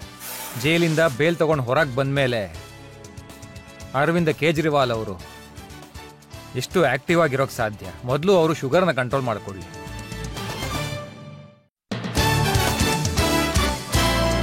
Welcome back. ಆಪ್ಕಿ ಅದಾಲತ್ನಲ್ಲಿ ನಾವಿವತ್ತು ಮೊಕದ್ದಮೆ ನಡೆಸ್ತಾ ಇದ್ದೇವೆ, ವಿಚಾರಣೆ ನಡೆಸ್ತಾ ಇದ್ದೇವೆ ಉತ್ತರ ಪ್ರದೇಶದ ಮುಖ್ಯಮಂತ್ರಿ ಯೋಗಿ ಆದಿತ್ಯನಾಥ್ ಅವರ ಮೇಲೆ.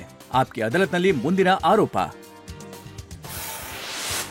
ಆಪ್ಕಿ ಅದಾಲತ್ನಲ್ಲಿ ಉತ್ತರ ಪ್ರದೇಶದ ಮುಖ್ಯಮಂತ್ರಿ ಯೋಗಿ ಆದಿತ್ಯನಾಥ್ ಅವರ ಮೇಲಿರುವ ಆರೋಪವೆಂದರೆ ಇವರು ನಿಜವಾದ ಸಮಸ್ಯೆಗಳಿಂದ ವಿಚಲಿತರಾಗಿ ಇರುತ್ತಾರೆ ಎಂಬುದು. ಈ ಆರೋಪ ರಾಹುಲ್ ಗಾಂಧಿ ಮತ್ತೆ ಪ್ರಿಯಾಂಕಾ ಗಾಂಧಿ ಅವರದ್ದು. ಅವ್ರು ಹೇಳ್ತಾರೆ ನಿಜವಾದ ವಿಚಾರಗಳ ಬಗ್ಗೆ ಯೋಗಿಜಿ ಅವರು ಮಾತಾಡೋದೇ ಇಲ್ಲ, ಮೋದಿಯವರು ಕೂಡ ಮಾತಾಡೋದಿಲ್ಲ, ಗಮನ ಅಲ್ಲಿ ಇಲ್ಲಿ ಹರಿಸ್ತಾರೆ ಅಂತ. ನೋಡಿ, ನಿಜವಾದ ವಿಚಾರ ಏನಿದೆ, ಚುನಾವಣೆಯ ಪ್ರಾರಂಭದಲ್ಲೇ ಮೋದಿಯವರು ಪ್ರಸ್ತಾಪ ಮಾಡಿದ್ರು. ಭಾರತೀಯ ಜನತಾ ಪಾರ್ಟಿ ತನ್ನ ಸಂಕಲ್ಪ ಪತ್ರವನ್ನ ಜಾರಿ ಮಾಡಿತ್ತು. ಅದು ವಿಕಸಿತ ಭಾರತ, ಆತ್ಮನಿರ್ಭರ ಭಾರತ ಮತ್ತು ವಿಕಸಿತ ಭಾರತದ ಸಂಕಲ್ಪದ ಜೊತೆಗೆ ವಿಚಾರವನ್ನ ಪ್ರಸ್ತಾಪ ಮಾಡಿದ್ರು. ನಾವು ಅಧಿಕಾರ ಪಡೆಯೋದಕ್ಕೋಸ್ಕರ ಚುನಾವಣೆ ಎದುರಿಸ್ತಾ ಇಲ್ಲ, ನಮ್ಗೆ ಅಧಿಕಾರ ಬೇಕು, ಅದು ವಿಕಸಿತ ಭಾರತಕ್ಕೋಸ್ಕರ. ಆದ್ರೆ ಕಾಂಗ್ರೆಸ್ ಮತ್ತು ಇಂಡಿ ಸಂಘಟನೆಗೆ ಅಧಿಕಾರ ಯಾಕಬೇಕು ಅಂದ್ರೆ ತಮ್ಮ ಪರಿವಾರವನ್ನ ಇನ್ನೂ ತುಂಬಾ ಚೆನ್ನಾಗಿ ನೋಡ್ಕೊಳ್ಳೋದಕ್ಕೋಸ್ಕರ. ವಿಚಾರದ ವಿಷಯ ಬಂದಾಗ ಅದನ್ನ ದಾರಿ ತಪ್ಪಿಸೋ ಕೆಲಸವನ್ನ ಮೊದಲು ಕಾಂಗ್ರೆಸ್ನ ಆ ನ್ಯಾಯಪತ್ರ ಮಾಡಿದೆ. ಅದು ದೇಶಕ್ಕೆ ಮಾಡ್ತಿರೋ ಅನ್ಯಾಯದ ದಾಖಲೆ ಪತ್ರ ಆಗಿದೆ. ಅದು ಭಾರತಕ್ಕೆ ಅವಮಾನವನ್ನ ಮಾಡುತ್ತೆ. ಬಾಬಾ ಸಾಹೇಬ್ ಭೀಮರಾವ್ ಅಂಬೇಡ್ಕರ್ ಅವರು ರಚಿಸಿರುವಂಥ ಸಂವಿಧಾನಕ್ಕೆ ಅವಮಾನ ಮಾಡುವಂಥ ದಾಖಲೆಯಾಗಿದೆ.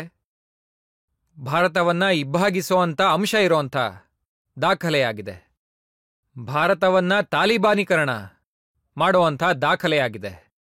ಮತ್ತು ಭಾರತದ ಬಗ್ಗೆ ಪ್ರಮುಖ ವಿಷಯಗಳು ಬಂದಾಗ ನಾರಿಶಕ್ತಿಯ ಅವಮಾನ ಮಾಡಲಾಗುತ್ತೆ, ಆದಿವಾಸಿಗಳಿಗೆ ಅವಮಾನ ಮಾಡಲಾಗುತ್ತೆ. ಒಂದು ಕಡೆ ನಾರಿಶಕ್ತಿ ಅಭಿನಂದನಾ ಅಧಿನಿಯಮ ಹೊಸ ಸಂಸತ್ತು ಅಂಗೀಕರಿಸುತ್ತೆ, ಮತ್ತು ಇನ್ನೊಂದು ಕಡೆ ಕಾಂಗ್ರೆಸ್ ಹೇಳುತ್ತೆ ನಾವು ವ್ಯಕ್ತಿಗತ ಕಾನೂನನ್ನ ಜಾರಿಗೊಳಿಸೋ ಸ್ವತಂತ್ರವನ್ನ ನೀಡ್ತೀವಿ ಅಂತ. ಒಂದು ಕಡೆ ಭಾರತೀಯ ಜನತಾ ಪಾರ್ಟಿ ಯಾವುದೇ ಭೇದ ಭಾವ ಇಲ್ಲದೆ ಅಭಿವೃದ್ಧಿ ಮಾಡುವಂಥ ಕೆಲಸವನ್ನ, ಭಾರತೀಯ ಅರ್ಥವ್ಯವಸ್ಥೆಯನ್ನ ಜಗತ್ತಿನ ಅತಿ ದೊಡ್ಡ ಅರ್ಥವ್ಯವಸ್ಥೆಯನ್ನಾಗಿ ಮಾಡುವಂಥ ಕಾರ್ಯದಲ್ಲಿ ಹೊರಟಿದೆ. ಮತ್ತೆ ಇನ್ನೊಂದು ಕಡೆ ಕಾಂಗ್ರೆಸ್ ಇಂದು ಭಾರತವನ್ನ ಮಧ್ಯಯುಗಕ್ಕೆ ತಳ್ಳುವಂಥ ಕೆಲಸ ಮಾಡ್ತಾ ಇದೆ. ಹಾಗಾಗಿ ದಾರಿ ತಪ್ಪಿಸುವಂಥ ಕಾರ್ಯವನ್ನ ಇವರು ಒಬಿಸಿ SC/ST ರಿಸರ್ವೇಷನ್ನ ಕಡಿಮೆ ಮಾಡೋ ಮಾತನ್ನಾಡುತ್ತೆ. ಆ ವಿಚಾರಗಳು ಬಂದಾಗ ನಾವು ಅದನ್ನ ಖಂಡಿತ ವಿರೋಧ ಮಾಡ್ತೀವಿ. ಯಾಕಂದ್ರೆ ಧಾರ್ಮಿಕ ಆಧಾರದಲ್ಲಿ ಸಂರಕ್ಷಣೆ ಭಾರತದ ಸಂವಿಧಾನದ ಮೂಲ ಭಾವನೆಗೆ ವಿರುದ್ಧವಾಗಿದೆ, ಅಂಬೇಡ್ಕರ್ ಅವರ ಭಾವನೆಗೆ ವಿರುದ್ಧವಾಗಿದೆ, ಮತ್ತು ಭಾರತೀಯ ಜನತಾ ಪಾರ್ಟಿ ಇದನ್ನ ಯಾವತ್ತೂ ಸಹ ಒಪ್ಪೋದಿಲ್ಲ. ಎರಡನೇದು, ಮೋದಿಯವರು ಪರಂಪರೆಯನ್ನು ಉಳಿಸೋ ಮಾತಾಡ್ತಾರೆ. ಕಾಂಗ್ರೆಸ್ ಪರಂಪರೆಗೆ ಟ್ಯಾಕ್ಸ್ ಹಾಕೋ ಮಾತಾಡ್ತಾರೆ. ಅಂದ್ರೆ ಕಾಂಗ್ರೆಸ್ನ ಬುದ್ಧಿನೇ ಹೀಗಿದೆ. ಈ ವಂಚನೆ ಬುದ್ಧಿಯನ್ನ ಭಾರತೀಯ ಜನತಾ ಪಾರ್ಟಿ ನಯ ಭಾರತದಲ್ಲಿ ಒಪ್ಪೋದಿಲ್ಲ. ನೋಡಿ, ಸಂಪಾದನೆ ಮಾಡೋದು ಈಗಿರೋ ಭಾರತೀಯ ಪ್ರಜೆಗಳ ಪೂರ್ವಜರು, ಅವ್ರು ಸಂಪಾದಿಸ್ತಾರೆ. ಮತ್ತೆ ಅದಕ್ಕೆ ಟ್ಯಾಕ್ಸ್ ಹಾಕಿ ಈ ಕಾಂಗ್ರೆಸ್ ಏನಿದೆ, ಸಮಾಜವಾದಿ ಪಾರ್ಟಿ, ನ್ಯಾಷನಲ್ ಕಾನ್ಫರೆನ್ಸ್, NCP ಇವರೆಲ್ಲ ಏನಿದ್ದಾರೆ, ಇವರೆಲ್ಲ ಹೋಗಿ ಅವರ ಆಸ್ತಿಯನ್ನ ಕಬಳಿಸಿದ್ರೆ ಈ ಗುಂಡಾಗಿರಿ ಮಾಡುವಂತ ಅಧಿಕಾರನ್ನ ಇವ್ರನ್ನ ಕುರ್ಚಿಯಲ್ಲಿ ಕೂಡಿಸಿ ಕೈ ಕೊಡೋದಿಕ್ಕಾಗತ್ತಾ? ಎಕ್ಸ್ರೇ ಮಾಡ್ತಾರೆ. ಹೌದು, ಈ ರೀತಿ ಟ್ಯಾಕ್ಸ್ ಹಾಕೋದಿಕ್ಕೆ ಅವರು ಎಕ್ಸ್ರೇ ಮಾಡ್ತೀವಿ ಅಂತ ಹೇಳಿರೋದು. ಆ ಟ್ಯಾಕ್ಸ್ ಹಾಕೋದಕ್ಕೆ ತಾನೇ ಇದು ಮಾಡೋದು. ನೋಡಿ, ಔರಂಗಜೇಬನ ಆತ್ಮ ಇವರಲ್ಲಿ ಹೋಗಿ ಸೇರ್ಕೊಂಡಿದೆ ಈಗ. ಮತ್ತೆ ಹೊಸ ಭಾರತ ಔರಂಗಜೇಬನ ಹೇಗೆ ಸಹಿಸಿಕೊಳ್ಳುತ್ತೆ ಹೇಳಿ? ಯೋಗಿಜಿ, ಜಾಸ್ತಿ ಅವರ ಕಂಪ್ಲೇಂಟ್ ಯಾವ್ದ್ರ ಬಗ್ಗೆ ಅಂದ್ರೆ ನೀವು ಪದೇ ಪದೇ ಕುಟುಂಬದ ಬಗ್ಗೆ ಮಾತನಾಡ್ತೀರಿ. ಅಖಿಲೇಶ್ ಯಾದವ್ ಹೇಳ್ತಾರೆ, ನಾನು ನನ್ನ ಕುಟುಂಬದವ್ರಿಗೆ ಟಿಕೆಟ್ ಕೊಟ್ರೆ ಇವ್ರಿಗೇನ್ ಸಮಸ್ಯೆ, ನಿಮ್ಗಂತೂ ಕುಟುಂಬನೇ ಇಲ್ವಲ್ಲ? ಹೌದು, ಅದಕ್ಕೆ ತಾನೇ ನಾನು ಹೇಳ್ತಾ ಇರೋದು. ಇಡೀ ಉತ್ತರ ಪ್ರದೇಶದಲ್ಲಿ ಯಾರು ಯಾದವರೇ ಇರಲಿಲ್ವಾ? ನೀವು ಕೊಡಿ, ನಿಮ್ ಪಾರ್ಟಿ ಇದೆ, ನಿಮ್ಮ ಅಧಿಕಾರ, ಆದ್ರೆ ಬೇರೆ ಯಾದವ್ರು ಯಾರೂ ಇರ್ಲಿಲ್ವಾ? ಮೇನ್ಪುರಿಯಲ್ಲಿ, ಬದಾಯೂನಲ್ಲಿ, ಫಿರೋಜಾಬಾದ್ನಲ್ಲಿ, ಕನ್ನೌಜಲ್ಲಿ, ಆಜಮ್ಗಢಲ್ಲಿ 5 ಯಾದವರು. ಅದು ಎಲ್ಲ ಒಂದೇ ಪರಿವಾರದವರ? ಯಾರೋ ಚಿಕ್ಕಪ್ಪ, ಯಾರೋ ದೊಡ್ಡಪ್ಪ, ಯಾರೋ ಮಾವ, ಯಾರೋ ಅಣ್ಣ. ಮಹಾಭಾರತದ ಸಂಬಂಧಗಳು ಕೂಡ ಇವ್ರ ಮುಂದೆ ಫೇಲ್ ಆಗಿ ಹೋಗುತ್ತವೆ.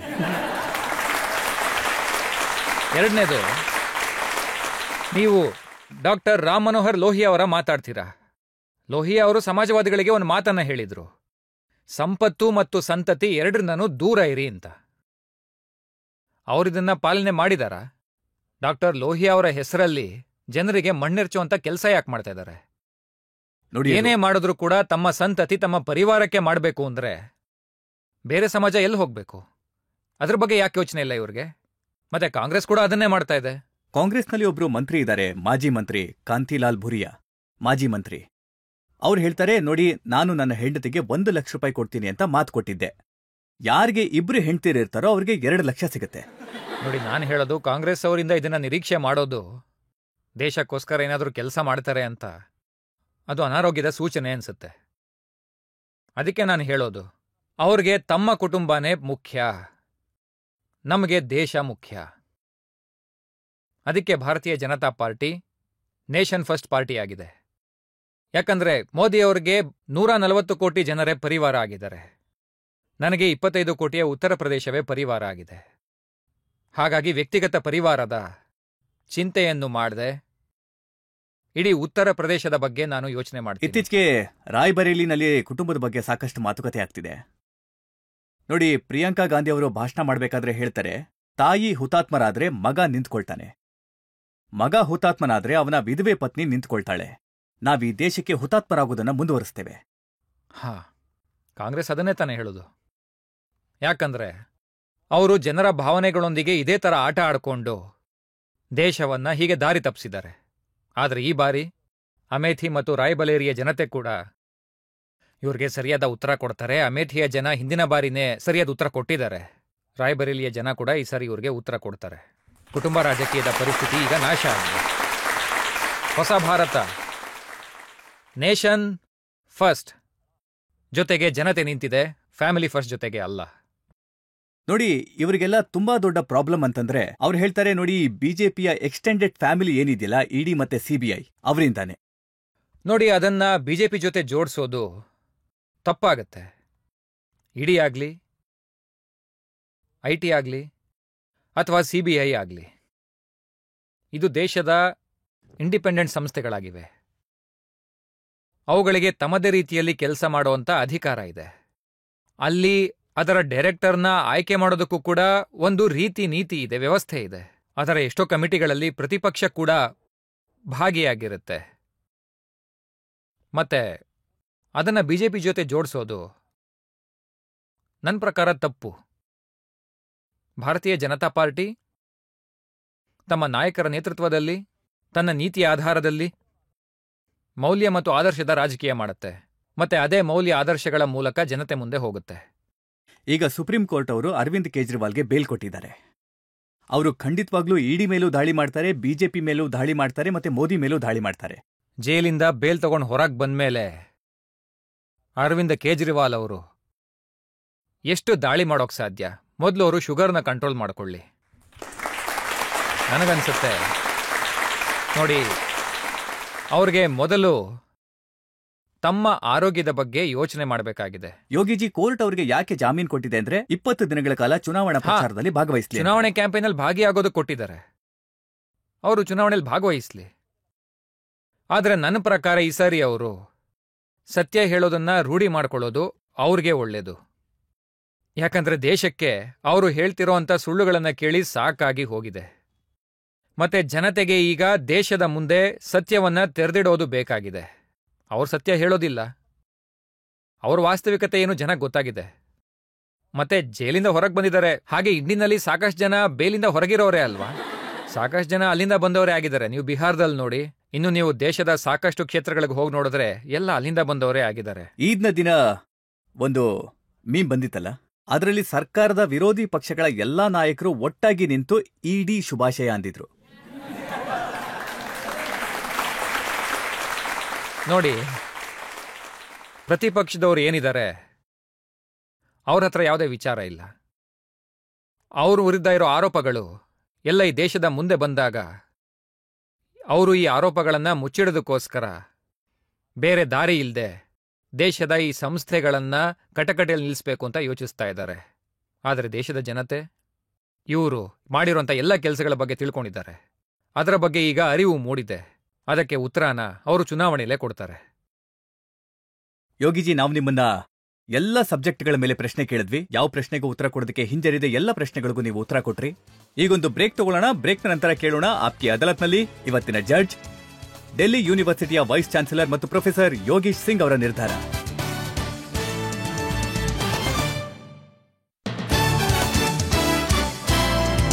Welcome back. ಆಪ್ಕಿ ಅದಾಲತ್ನಲ್ಲಿ ನಾವಿವತ್ತು ಮೊಕದ್ದಮೆ ನಡೆಸಿದ್ದು ಯೋಗಿ ಆದಿತ್ಯನಾಥ್ ಅವರ ಮೇಲೆ. ಮತ್ತೀಗ ಅದಾಲತ್ನಲ್ಲಿ ಸಮಯ ಬಂದಿದೆ. ಇವತ್ತಿನ ಜಡ್ಜ್ ದಿಲ್ಲಿ ಯೂನಿವರ್ಸಿಟಿಯ ಉಪಕುಲಪತಿ ಪ್ರೊಫೆಸರ್ ಯೋಗೇಶ್ ಸಿಂಗ್ ಅವರ ತೀರ್ಪನ್ನ ಕೇಳ ಸಮಯ. ಯೋಗಿ ಆದಿತ್ಯನಾಥ್ ಅವರೇ, ನೀವು ಸನ್ಯಾಸತ್ವದ ಜೊತೆಗೆ ನೀವು ಅದ್ಭುತ ರಾಜಕಾರಣಿಯೂ ಹೌದು. ಇವತ್ತು ಇಲ್ಲಿ ನಿಮ್ಮ ಮೇಲೆ ತುಂಬ ಆರೋಪಗಳನ್ನ ಹೊರಿಸಲಾಗಿತ್ತು.